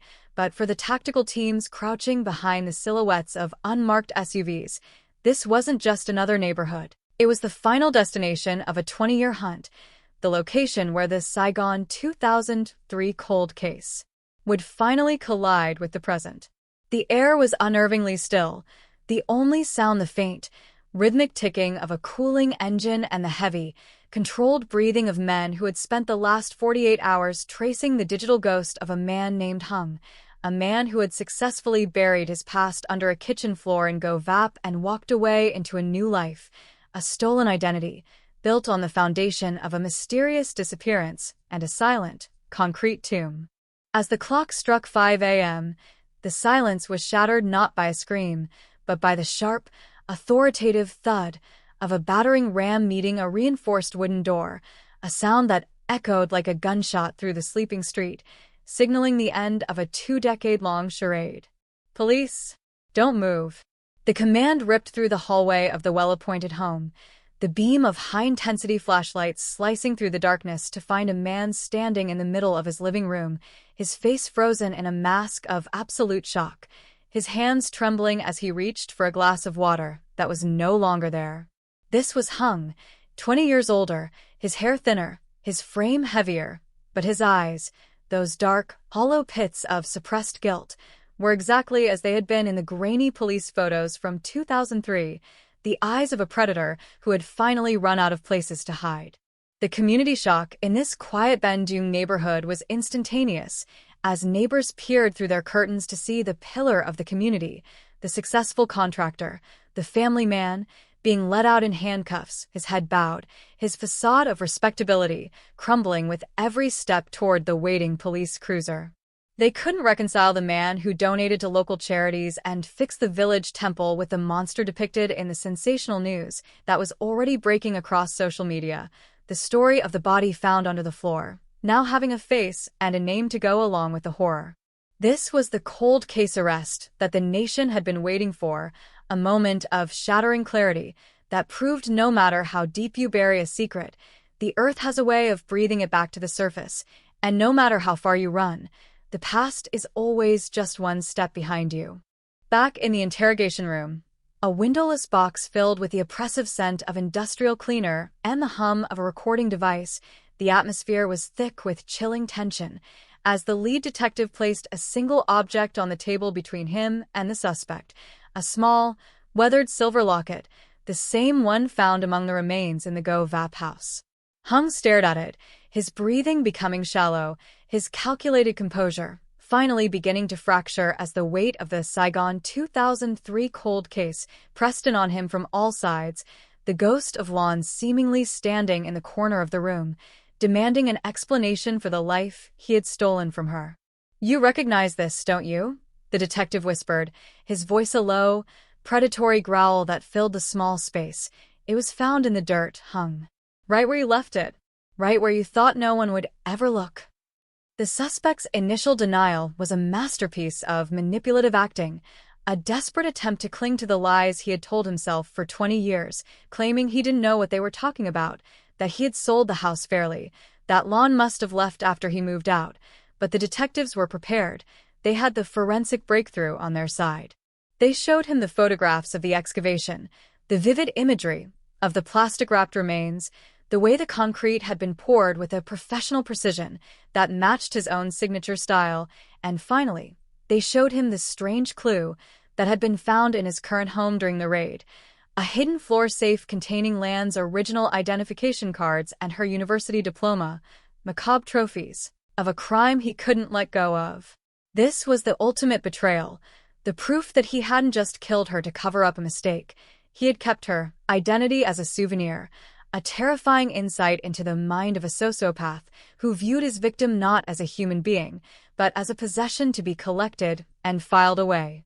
The sensational details of the interrogation began to leak out, painting a picture of a tense standoff between a seasoned investigator and a cold-blooded killer, a battle of wills where the truth was being extracted like a tooth, one painful millimeter at a time.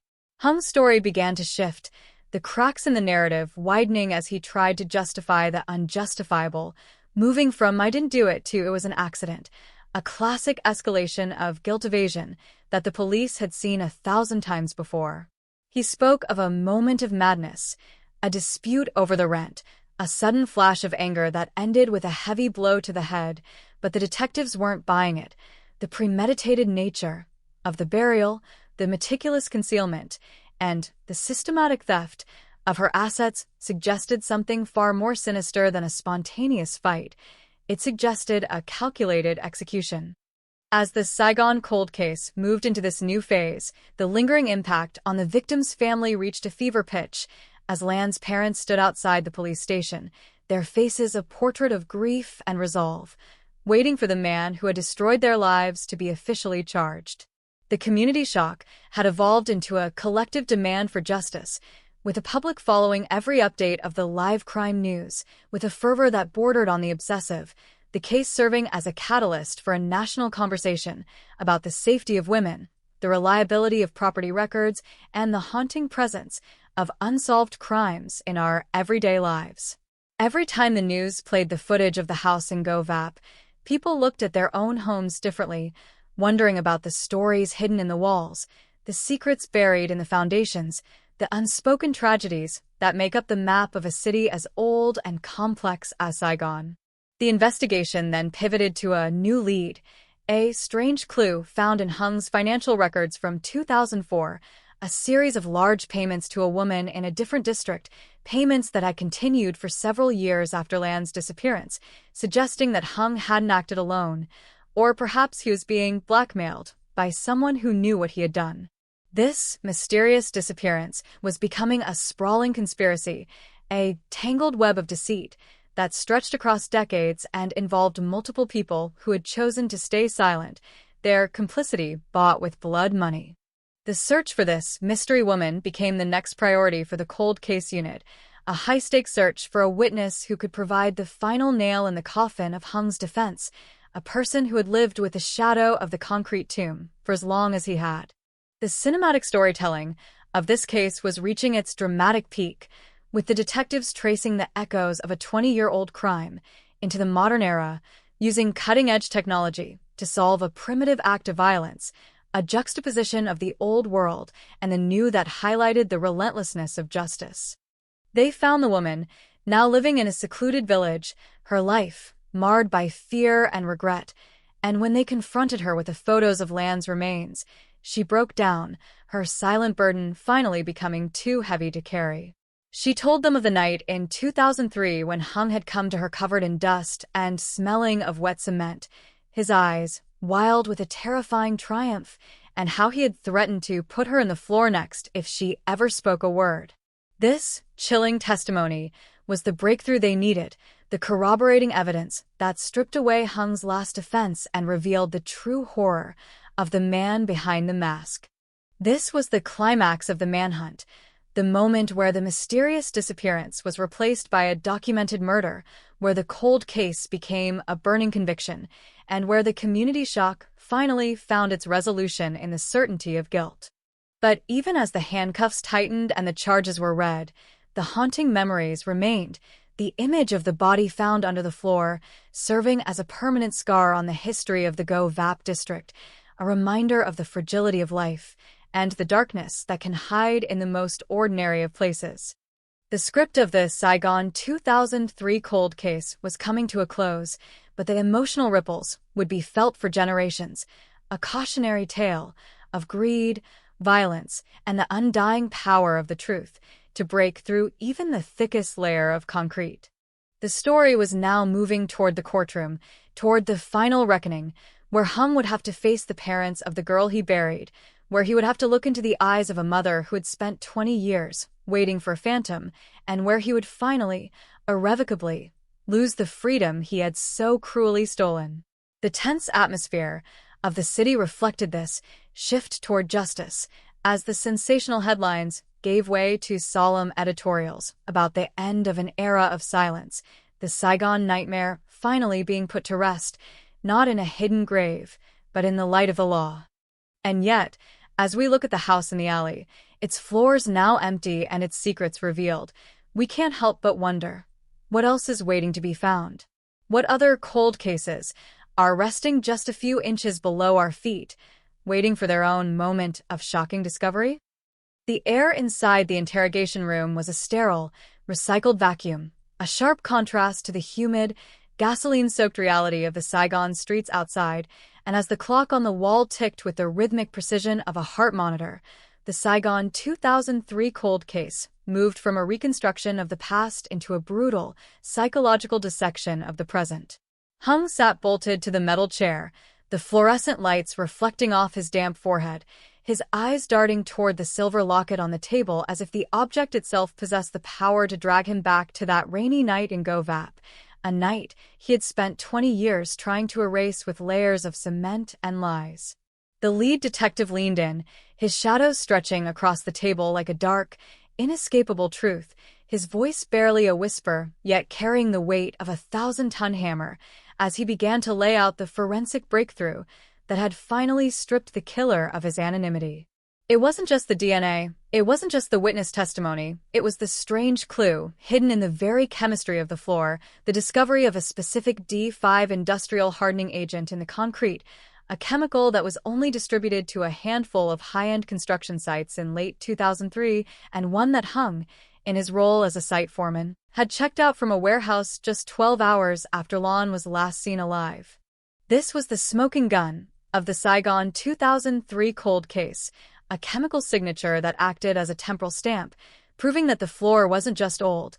It was a calculated construction designed specifically to entomb a human being in record time, and as the detective pushed the warehouse logs across the table, Hung's calculated composure didn't just crack, it disintegrated. The community shock that had gripped the alleyway was now being mirrored in this small, windowless box as the monster behind the mask was forced to confront the reality that his perfect crime had been betrayed by the very materials he used to build it. The detective's words were vivid, fast-paced, and relentless, painting a picture of a man who didn't just kill in a fit of rage, but who stood over a dying girl and planned her burial with the cold, methodical efficiency of a structural engineer, turning a home into a monument of horror, while the city slept around him. Every detail was a shivering revelation, the way he had waited for the heaviest part of the monsoon rain to mask the sound of his tools, the way he had used his professional knowledge to ensure the floor wouldn't crack or settle as the body decomposed, a ghastly expertise that made the blood of the investigators run cold. "Tell us about the motorbike, Hung," the detective prompted, his voice cutting through the suspect's heavy breathing, referencing another, strange clue that had puzzled the original 2003 team, the fact that Lan's motorbike had been found perfectly wiped of all fingerprints, even her own. This was the mark of a forensic-savvy predator, Someone who understood that evidence wasn't just what you left behind, but what you meticulously removed, a calculated erasure that had kept him safe for 2 decades until the Earth itself decided to testify. The mysterious disappearance was being dismantled brick by brick, and as the interrogation stretched into its 6th hour, the tense atmosphere shifted toward an inevitable collapse, a psychological breakdown that began with a single, choked sob and ended with a confession that would stain the history of Saigon forever. Hung began to speak, his voice a low, gravelly rasp as he recounted the unsolved mystery of his own motive, a story of obsessive greed and rejected advances that turned a mundane rental agreement into a death sentence for a young woman whose only crime was wanting to live her life in peace. He described the night of November 14th with a chilling clarity, the sound of the rain against the metal roof, the flickering of the old fluorescent bulb in the kitchen, and the moment he realized that Lon had discovered he had been stealing from her bank accounts using a forged ATM card, a financial betrayal that she was prepared to report to the police the very next morning. The Saigon 2003 cold case wasn't a crime of passion, it was a crime of survival for a man who valued his reputation and his freedom more than a human life, a cold-blooded execution carried out with a heavy masonry hammer while she sat at her table, her back turned, trusting the man who owned the roof over her head. The community shock would only deepen as Hung detailed how he had sat in the dark for 3 hours with the body, watching the rain, before beginning the macabre renovation that would hide his sin for 20 years, a process of digging and pouring that he described with a detached pride that was more terrifying than any outburst of violence. The script of his confession was a cinematic nightmare, a step-by-step guide to disappearing a person in the heart of a crowded city, highlighting the shocking vulnerabilities of a time when neighbors didn't ask questions and the police were overwhelmed by the sheer scale of a changing metropolis. He told them about this strange clue of the smell, how he had used industrial deodorizers and specific chemical sealants to ensure that no scent of death would ever escape the concrete, a premeditated concealment that showed a level of sociopathic foresight that left the veteran detective speechless. As he spoke, the vivid imagery of the crime scene from Section 1 came flooding back. The jackhammers, the dust, the plastic-wrapped bundle, but now it was accompanied by the first-person narrative of the killer, a haunting synchronization of past and present that brought the Saigon cold case to its most visceral climax. While Hung confessed in the sterile silence of the precinct, the lingering impact was being felt back in Go Vap, where the alleyway had become a shrine of remembrance, the community shock manifesting as a collective outpouring of grief for the girl who had been living among them in the most tragic way possible. The news of the arrest and confession hit the street like a shockwave, the sensational headlines on every smartphone screen confirming that the monster was real, and he had been caught, sparking a spontaneous vigil outside the house where Lon had spent her final, terrified moments. The unsolved mystery had been replaced by a documented tragedy, and as the residents looked at the haunted location, they weren't just seeing a crime scene anymore. They were seeing a lapse in humanity, a failure of a neighborhood to protect one of its own, a lingering haunting that would dictate the atmosphere of the district for years to come. But the Saigon 2003 cold case still had one more strange clue to yield, a detail in Hung's confession that suggested he hadn't just stopped at one murder, a shattering implication that sent the detectives racing back to the archives to look for other, mysterious disappearances associated with the properties he had managed over the last 20 years. This wasn't just a single case resolution, it was the unraveling of a predator's career, a chilling expansion of the investigation that threatened to turn a localized horror into a national scandal. The tense storytelling of the interrogation had opened a Pandora's box of secrets, each one more shocking than the last, as the police realized that the body found under the floor might only be the beginning of a much larger graveyard, hidden in the foundations of the city. The forensic breakthrough of the D5 chemical was now being applied to every site Hung had ever worked on, a high-stakes search for more concrete tombs that kept the entire city on a knife edge of suspense.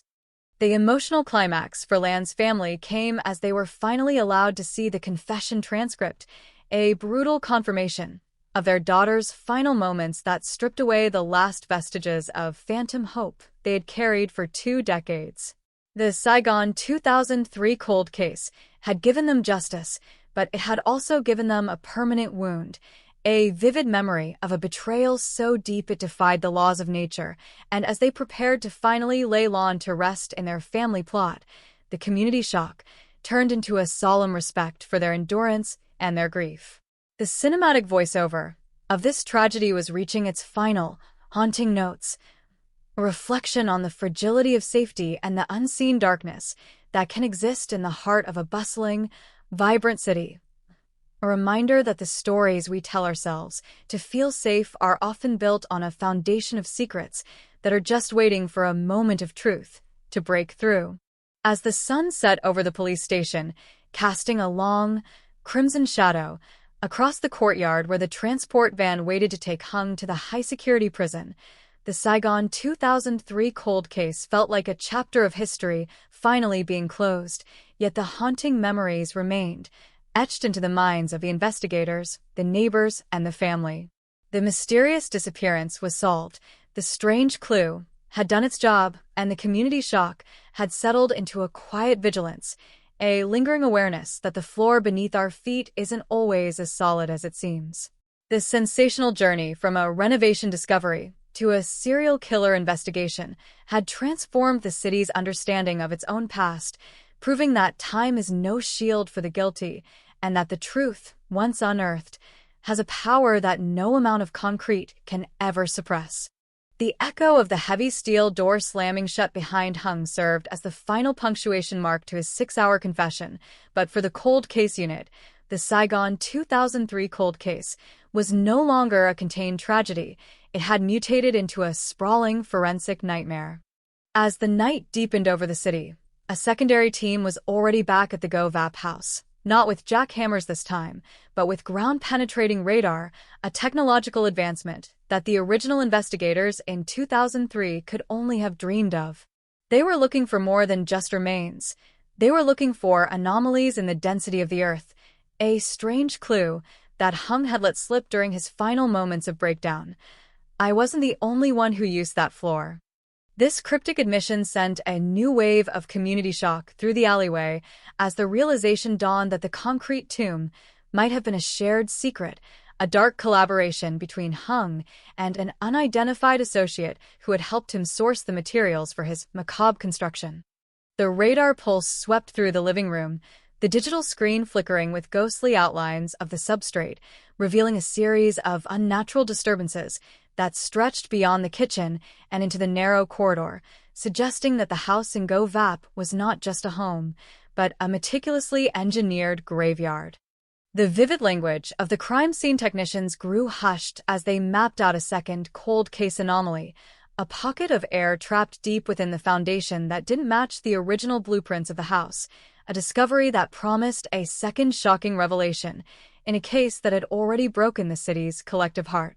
This was the tense storytelling of reality, where every layer of soil removed was a page turned in a book of horrors, a sensational investigation that was now being broadcast in real-time updates to a public that could not look away.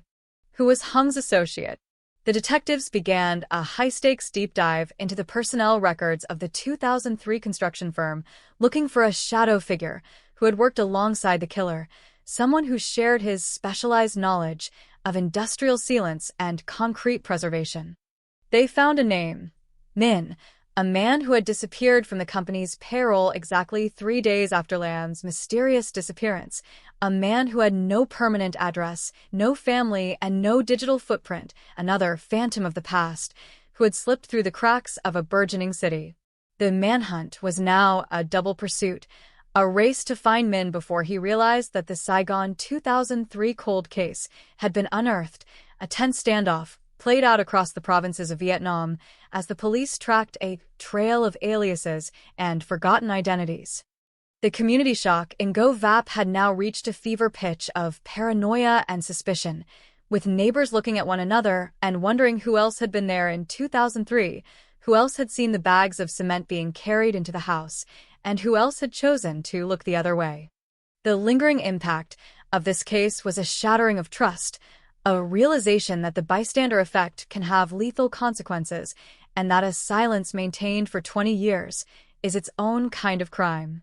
As the forensic team prepared to break ground on the second anomaly, the vivid imagery of the scene was haunting.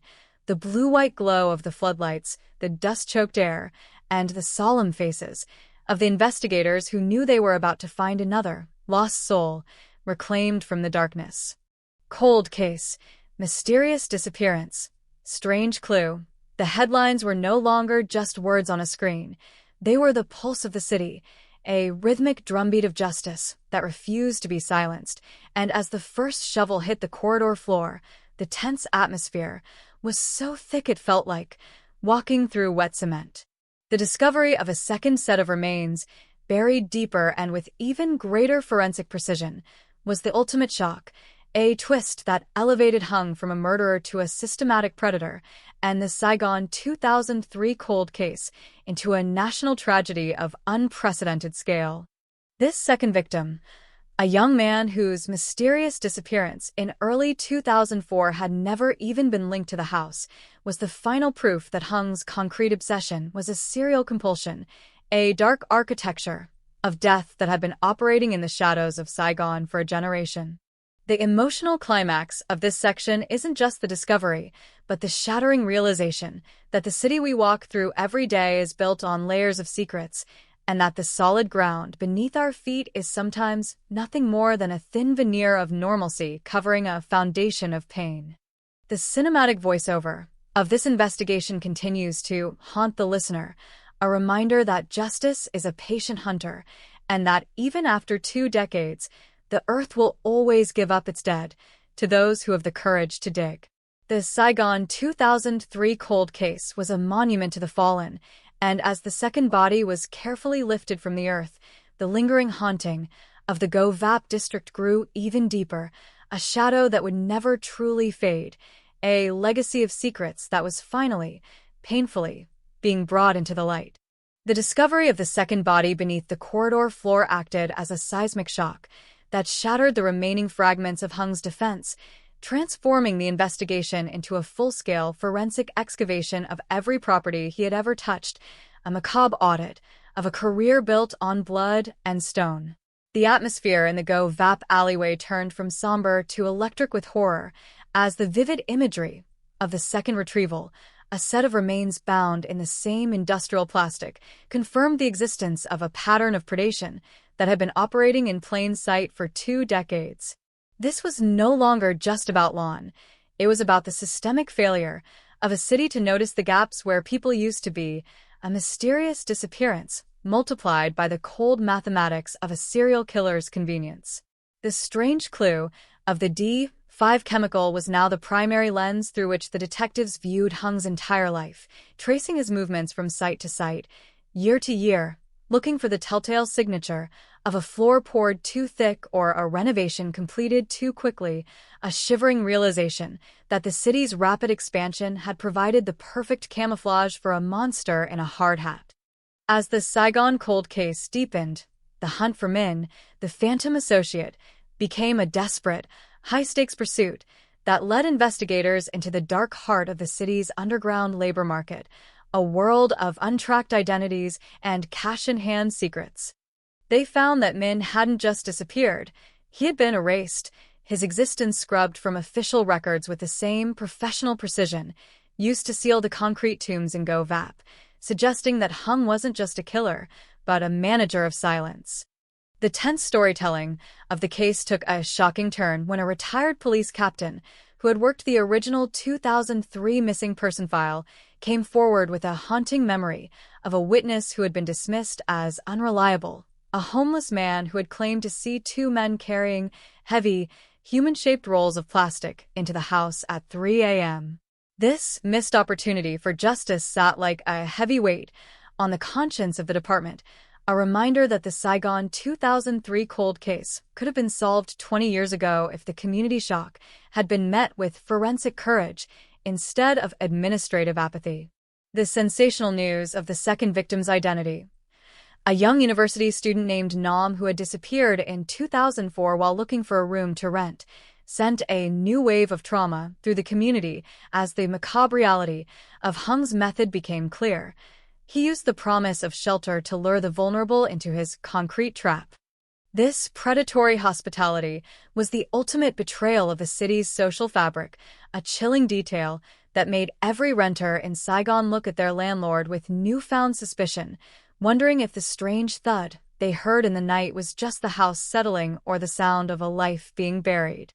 The vivid language of the autopsy reports for both Lon and Nam revealed a frightening consistency in the cause of death: a single, overwhelming strike to the occipital bone, a cowardly execution that left no room for a struggle, no chance for a scream, just a sudden collapse into the darkness, followed by the cold, heavy weight of the mortar. While the manhunt for Min continued, Hung sat in his cell, his sociopathic mask replaced by a vacant stare, as if he were already a ghost himself, a shadow man who had outlived his own secrets and was now being consumed by the light. The emotional climax of the investigation was approaching as the two families, Lands and Noms, met for the first time outside the Go Vap house, a poignant intersection of grief that served as a silent protest against the 20 years of silence they had endured. The lingering impact of the discovery was a collective awakening, a Saigon nightmare that was finally being dismantled by the hands of the law, but the unsolved mystery of whether there were more bodies remained the haunting question that kept the detectives working through the night, their forensic lights cutting through the dust of the past to find the buried truth. The cinematic narration of this tragedy was now a live crime broadcast for the soul of the city, a tense atmosphere that demanded accountability not just for Hung, but for the culture of looking away that had allowed him to thrive, a community shock that was slowly turning into a demand for a new kind of justice. Every strange clue, every forensic breakthrough, and every shattering revelation was a step toward reclaiming the narrative from the killer, a way of giving the victims back their names, their stories, and their stolen futures, ensuring that this Saigon 2003 cold case would never be forgotten again. As the sun began to set on the 7th day of the excavation, the vivid imagery of the house, now a skeletal ruin of its former self, stood as a grim monument to the persistence of evil and the unyielding power of the truth to break through even the thickest layer of forgotten concrete. The search for the phantom associate, the man known only as Min, became a descent into the digital graveyard of Vietnam's early industrial boom, a high-stakes pursuit that felt less like a police investigation and more like an exorcism of the city's forgotten labor history, as detectives sifted through mountains of moth-eaten payroll logs and water-damaged residence permits to find a man who had mastered the art of living in the negative space. While Hung had chosen to hide in the open, building a life of fragile respectability in Benjung, Min had opted for the shadow existence of a migrant worker, a ghost in the machine who moved between construction sites like a whisper, never staying long enough to leave a fingerprint, never signing a contract, and never looking a coworker in the eye for more than a second. This was the chilling reality of the Saigon 2003 cold case. It wasn't just about one monster, it was about a symbiotic pair of predators who had realized that in a city of millions, you don't need to be invisible to be unseen. You just need to be unremarkable. The forensic breakthrough that finally put a face to the name didn't come from a computer database or a high-tech lab, but from a strange clue found in the bottom of a rusted toolbox seized from Hung's garage, a grainy, overexposed Polaroid from a 2003 company party, showing a group of men in hard hats toasted the completion of a project, and there, in the far corner, half obscured by the glare of the flash, was a man with a distinctive, jagged scar running from his temple to his jaw, a vivid mark of history that matched the description given by the retired captain.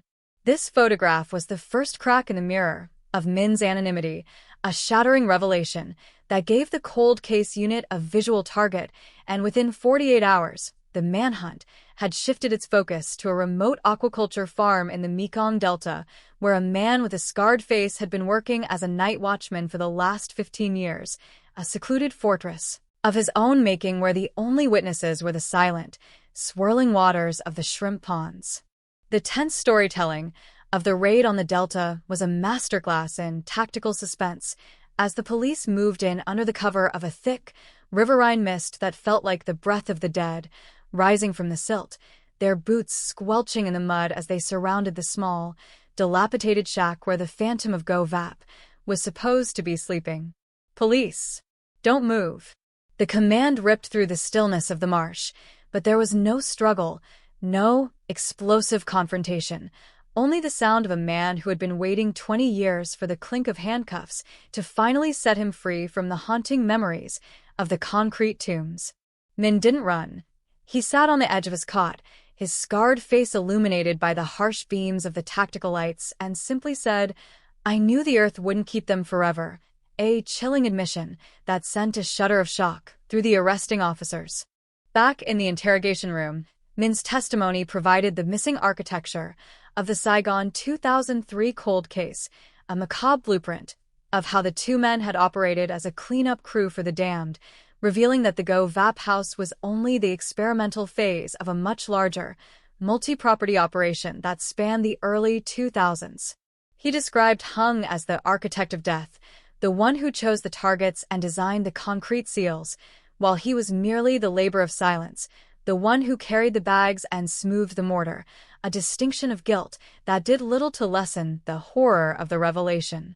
The community shock in Saigon reached a new, emotional climax as Min began to name other addresses: anonymous tube houses in District 12, small factories in Tan Ben, and private villas in District 2, where the D5 chemical signature had been used to erase the evidence of other mysterious disappearances.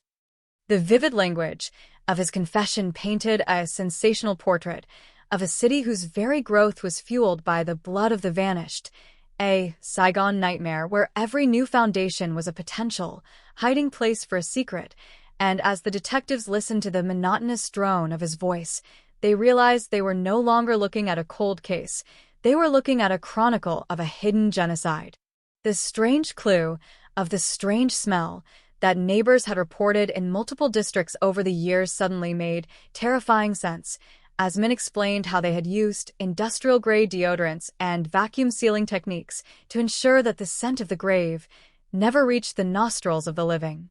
This was the ultimate betrayal of the urban dream, a chilling detail that suggested the modernity of Saigon was built on a substrate of trauma, a lingering haunting that would require a total forensic audit of the city's construction history to truly exorcise. The manhunt had ended, but the investigation of a generation was only just beginning as the police mobilized a massive task force to visit every site Min had named, a shattering process of destruction and discovery that turned the city into a landscape of open wounds.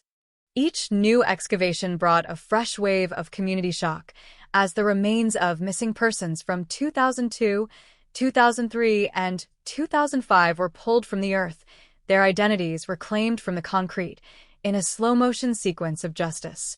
The Saigon 2003 cold case had become the Saigon serial graves, a sensational news story that gripped the world, drawing comparisons to the most notorious killers in history, yet it remained uniquely, tragically local, a story of how rapid change and administrative chaos can provide the perfect cover for pure, unadulterated evil. The lingering impact on the families of the newly discovered victims was a symphony of grief and relief, as they finally received the shattering certainty they had been denied for decades, their unsolved mysteries ending not with a homecoming, but with a coroner's report. The tense atmosphere of the city was now one of collective mourning, as the vivid imagery of the white forensics tents became a common sight on the street corners of the suburbs, a reminder of the fragility of life and the darkness that can hide behind a polite smile and a professional title. Hung and Min, the Mason and the Ghost, were now the most hated men in Vietnam, their faces plastered across every screen, their lives of deception laid bare in a public trial of their own making, a dramatic peak in the narrative of a city that would be studied by criminologists and historians for decades to come. But as the forensic lights continued to burn into the night at the latest dig site, a strange clue emerged that suggested there might be a third player in this macabre game, a financial beneficiary who had provided the initial capital for Hung's property acquisitions, a shadowy figure from the upper echelons of the 2003 real estate world who had used the disappearance of tenants to accelerate the turnover of assets. This new shocking revelation threatened to turn the serial killer investigation into a corporate scandal of epic proportions, suggesting that the concrete tombs were not just the work of two madmen, but a business strategy designed to maximize profit through murder. The Saigon 2003 cold case was spiraling out of control, its vivid narrative reaching into the highest levels of power, proving that the roots of the mystery went far deeper than the floor of a kitchen in Go Vap, and that the truth about the vanished was a debt that the city was only just beginning to pay. The cinematic voiceover of this tragedy remains tense and haunting, a live crime broadcast for a nation that is finally waking up from a 20-year nightmare. And as we prepare for the final reckoning in the courtroom, the unanswered questions still hang in the air like the scent of wet cement. How many others are still trapped in the walls? How many strange clues were ignored by a system that prioritized progress over people? And most importantly, can a city truly move forward when it is haunted by the foundations of its own past? The Saigon 2003 cold case is no longer a story about death. It is a testament to the resilience of the human spirit to demand the light, even when the darkness is 6 feet deep and covered in concrete. The trail of the Saigon 2003 cold case has led us from the damp, dark soil of a Go Vap kitchen to the shimmering, glass-walled heights of a District 1 skyscraper, revealing a corporate scandal of epic proportions that threatens to incinerate the reputations of the city's elite. This is no longer just the story of a lone predator with a trowel and a bag of cement. It is a chilling investigation into the dark heart of the real estate boom, where human lives were traded for square footage and mysterious disappearances were treated as nothing more than an overhead cost of development.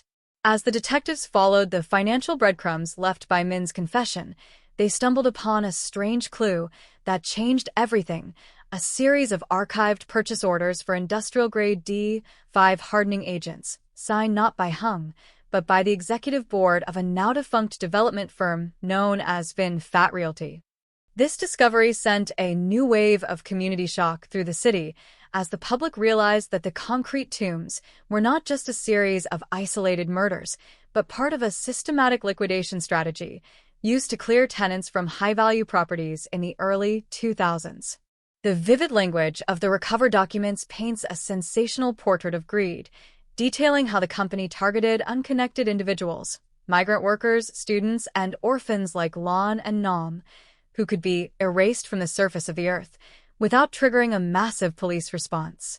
Hung and Min were the cleaners, the specialized team hired to ensure that these problems were integrated into the very foundations of the buildings that would later be sold for millions, a macabre synergy between corporate profit and serial violence. This is the Saigon nightmare in its most distilled form, a city built on a substrate of blood money, where the shiny floors of luxury apartments are literal lids on unmarked graves. The tense atmosphere in the city is now one of seething outrage, as the names of the board members, men and women who now sit at the top of the social ladder, are whispered in the same breath as the killers they employed, a shattering revelation that has turned the cold case into a war for the soul of the metropolis.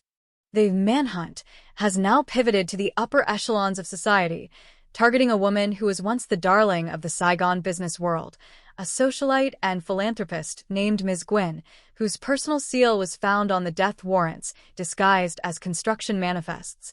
The vivid imagery of the police raid on her luxury villa in District 2 was a cinematic climax in itself. The sight of tactical teams in black gear swarming over marble floors and past priceless art to arrest a woman who thought her wealth made her untouchable. As she was led away in handcuffs, her face a mask of cold, aristocratic defiance, the community shock was palpable, a realization that the monster on the floor was just the foot soldier for a monster in a designer suit. This new shocking revelation has triggered a forensic audit of every project Vin Fat Realty ever touched, turning the entire city into a potential crime scene and leaving millions of residents wondering what lies beneath their feet. The detectives are working against the clock, trying to secure the digital evidence before it can be wiped by the company's remaining allies, a high-stakes game of cyber espionage that mirrors the physical digging in GoVap. They have found a hidden server in a storage unit in Benchan containing the ledger of the vanished, a chillingly mundane spreadsheet that lists the names of the victims, the dates of their disappearance, and the cost of the concrete used to bury them. This is the ultimate strange clue, a piece of forensic gold that links the corporate boardroom directly to the skeletal remains found under the floor, proving that Land's death wasn't a mistake or an accident, but a premeditated line item in a budget of death. The tense storytelling of the case has become a national obsession, with the public demanding the maximum penalty for those who treated human lives like construction debris, a demand for justice that is shaking the foundations of the legal system. Meanwhile, back at the GoVap house, the lingering impact of the discovery continues to haunt the neighborhood as the forensic team uncovers yet another anomaly in the backyard, a forgotten well that has been sealed with the same D5 chemical signature. This new horror discovery suggests that the house was more than just a burial site. It was a dumping ground for the inconvenient, a central hub of concealment that operated for years under the cover of routine renovations. The vivid imagery of the divers descending into the dark, stagnant water of the well is the stuff of sensational nightmares as they search for the missing pieces of the city's history, looking for the forgotten ones who were tossed away like trash. The community shock is now a collective trauma, a lingering haunting that has turned the GoVap district into a place of pilgrimage for the grieving, as families from across the country arrive with photos of their own missing loved ones, hoping and fearing that their answers are at the bottom of that well. The emotional climax for the city is reaching a fever pitch as the trial of Hung, Min, and Ms. Gwyn looms on the horizon, a legal battle of the century that will pit the testimony of the dead against the power of the elite. This Saigon cold case has become a prism through which the city sees its own past, a reflection of the cost of progress and the unseen victims of the economic miracle. The vivid language of the upcoming indictments is already being leaked to the press, painting a picture of a criminal conspiracy so vast and so cold-blooded that it defies traditional labels, a new category of evil that was born in the shadows of the 2003 construction boom. The strange clue of the silver locket, the calcified bones in the floor, and the digital ledger of death all form a seamless narrative of guilt, a chain of evidence that is pulling the perpetrators toward an inevitable reckoning. As the sun sets over the Saigon 2003 cold case, the tense atmosphere remains, a haunting awareness that the truth is a patient and relentless force, capable of breaking through the thickest concrete and the deepest pockets. The cinematic voiceover of this tragedy is a warning to the world, a reminder that the foundations of our lives are only as strong as the justice we provide for the most vulnerable, and that a city built on secrets will eventually be forced to face its own ghosts. The mysterious disappearance of Lon and Nam has sparked a revolution of accountability, a shattering of the status quo that is changing the way we look at our homes, our businesses, and our neighbors, proving that no grave is deep enough to hide the truth forever. The unsolved mystery is over, but the story of the vanished will continue to echo through the streets of Saigon for generations, a vivid and haunting legacy of a time when silence was bought with cement and a future where every floor is a testament to the light. The forensic lights are still burning, the shovels are still turning, and the truth is still screaming from the depths of the earth as the Saigon 2003 cold case enters its final and most explosive phase. We are no longer just looking for bodies. We are looking for the conscience of a city, searching for the point where we lost our way and the courage to find the way back. This is the cinematic reality of our time, a tense and dramatic reconstruction of a tragedy that was buried but never gone, a live crime broadcast that will only end when the last secret is unearthed and the last victim is home. The community shock is our shared burden, the strange clue is our shared guide, and the justice for the fallen is our shared promise, a vivid and powerful conclusion to a Saigon nightmare that is finally, mercifully, coming to an end. The legal machinery of Vietnam is now grinding with a ferocity never before seen in the history of the Saigon 2003 cold case, as the courtroom in Ho Chi Minh City transforms into a theater of the macabre, where the elite and the destitute are finally forced to occupy the same suffocating air. The tense storytelling of the prosecution has reached a shattering peak as they present the digital ledger of the vanished alongside the physical forensic breakthrough of the silver locket, creating a vivid and inescapable web of guilt that connects the boardroom of Vin Phat Realty to the mud of the Go Vap kitchen. Ms. Gwynn, once the socialite of the century, sits in the dock with a ghastly, frozen mask of indifference, her high-priced legal team desperately attempting to suppress the strange clue of her personal seal on the burial manifests, but the community shock outside the courthouse is too loud to ignore, a roaring tide of public anger that demands a total reckoning for the 20 years of silence she helped to fund. The vivid language of the expert witnesses, forensic pathologists who have spent months reconstructing the final seconds of Lon and Nam's lives, fills the courtroom with a chilling, clinical horror as they describe the geometric precision of the strikes to their skulls, a signature of execution that proves Hung was not just a killer, but a trained assassin of the vulnerable. This is the sensational core of the trial, the revelation that the Saigon 2003 cold case was a corporate hit job carried out by blue-collar monsters under white-collar orders, a chilling synergy that turned the city's construction boom into a harvest of the poor. The tense atmosphere is further ignited when Min, the phantom associate, takes the stand as a star witness for the state, his scarred face a living testament to the violence of the past, his voice a low, gravelly drone as he recounts the weight of the bodies and the scent of the wet cement that has haunted his every breath for 2 decades. Strange clue, mysterious disappearance, community shock. The headlines are now being written in the ink of a guilty verdict as the house of cards built on the Go Vap Foundation begins to collapse in on itself, exposing a tangled web of corruption that reaches far beyond a single development firm. The shattering revelation of this phase of the trial is the financial kickback system that allowed these murders to be hidden in plain sight, with city inspectors and local officials receiving blood money to look the other way while unauthorized renovations turned homes into unmarked graves. This systemic rot is the ultimate horror of the case, a realization that the protection of the law was a fragile illusion for those who didn't have the status to be missed, a chilling detail that has sparked a national movement for justice reform and a complete audit of the 2003 administration. In the gallery, Lan's mother sits with a portrait of her daughter, clutched to her chest, her eyes fixed on Ms. Gwynn with a silent, devastating intensity that no legal objection can silence, a living reminder of the human cost of the corporate ledger. The emotional climax of the trial arrives when the prosecution plays a recovered audio clip from a 2004 board meeting, a digitally restored ghost of a conversation where the disappearance of the Go Vap tenants is discussed as a completed project, the vivid sound of a laugh following the mention of the new floors. This macabre recording is the final nail in the coffin for the defense, a smoking gun that strips away any remaining pretense of ignorance and reveals the cold-blooded calculation at the heart of the Saigon nightmare.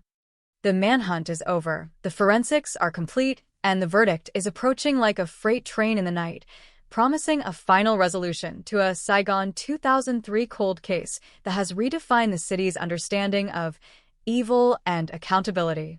The vivid imagery of the body found under the floor has become a catalyst for a new era, a shattering of the old silence that ensures no one can be erased, without the entire city feeling the void, a lingering impact that will serve as the true foundation of the future.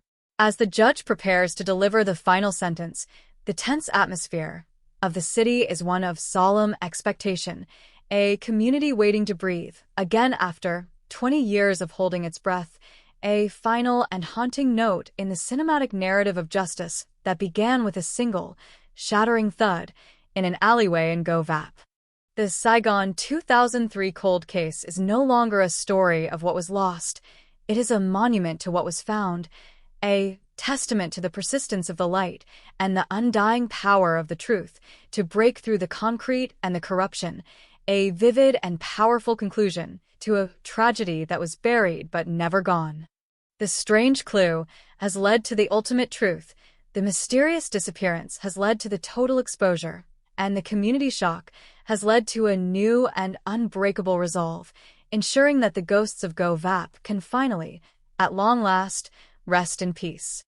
The gavel fell with a finality that echoed not just through the hallowed halls of the Ho Chi Minh City Courthouse, but through the very soul of the city, a heavy, wooden strike that signaled the end of the Saigon 2003 cold case and the beginning of an era of unprecedented transparency.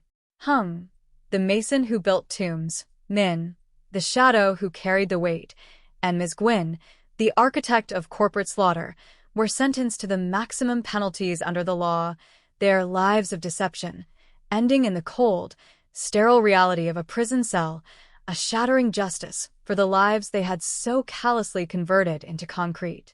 The community shock that had begun in that narrow Govap alleyway 20 years ago had transformed into a national catharsis, a collective purging of the lingering haunting that had defined the city's hidden history, proving once and for all that in the modern age, there is no such thing as a perfectly buried secret. As the families of Lan, Nam, and the other newly discovered victims emerged from the courtroom, they were met with a vivid and emotional sea of white flowers, a spontaneous tribute from a city that had finally learned to listen to the whispers beneath its feet. The mysterious disappearance of 2003 was no longer a void of uncertainty, but a documented history of resilience, and as Lan's parents stood before the cameras, their faces weathered but finally at peace, the emotional climax of the saga reached its resolution not in anger, but in a profound, quiet dignity. They were finally taking their daughter home, reclaiming her from the concrete trap and returning her to the earth of her ancestors, a poignant journey that marked the true closing of the Saigon 2003 cold case. The house in Govap, once the site of a horror discovery and a macabre secret, was eventually demolished, its foundations ripped out and the soil purified in the light of day, the vivid imagery of the demolition serving as a metaphor for the city's own forensic awakening. In its place, the community erected a small, elegant memorial, not a statue of stone, but a garden of light and glass, a monument to the vanished that ensures the names of those lost in the 2003 boom will never be integrated into the infrastructure of anonymity again.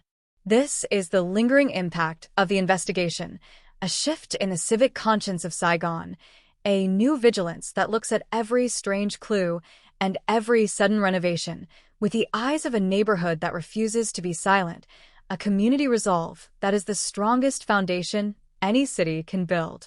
The forensic breakthrough of the D5 chemical led to the reopening of dozens of other cold cases across the country, a chain reaction of truth that continues to this day as the ghosts of the past are systematically called back to the light. The tense storytelling of the 2003 mystery has become a cautionary tale for developers and a source of hope for the families of the missing, a reminder that time is an ally to the truth and a nightmare for the guilty. Every strange clue followed, every shattering revelation embraced, and every vivid memory honored has contributed to a narrative of justice that is as seamless and powerful as the city itself, a cinematic reality where the underdog eventually wins and the monster is eventually unmasked. As the sun sets over the vibrant, neon-lit skyline of modern Saigon, the tense atmosphere of the trial has faded into a solemn, enduring peace, but the haunting memories remain as a sacred guard against the return of the darkness. We walk these streets differently now, aware of the stories hidden in the walls and the lives woven into the concrete, our collective awareness serving as the ultimate defense against the monsters of the future. The Saigon 2003 cold case is over, its chapters written in blood and settled in law, but its voiceover will continue to echo through the alleys and the high-rises, a haunting and beautiful reminder that even after 2 decades of silence, the truth will always find its way home. The vivid and haunting journey of this investigation concludes here, in the light of the present, with the deadlock of the past broken and the future of the city secured by the courage of those who refuse to forget. The strange clue has been solved, the mysterious disappearance has been answered, and the community shock has been healed, leaving behind a legacy of justice that is as solid and permanent as the truth itself. The Saigon nightmare is gone, replaced by a vivid and powerful reality where the vanished are found, the guilty are punished, and the concrete is finally just a floor and never again a grave.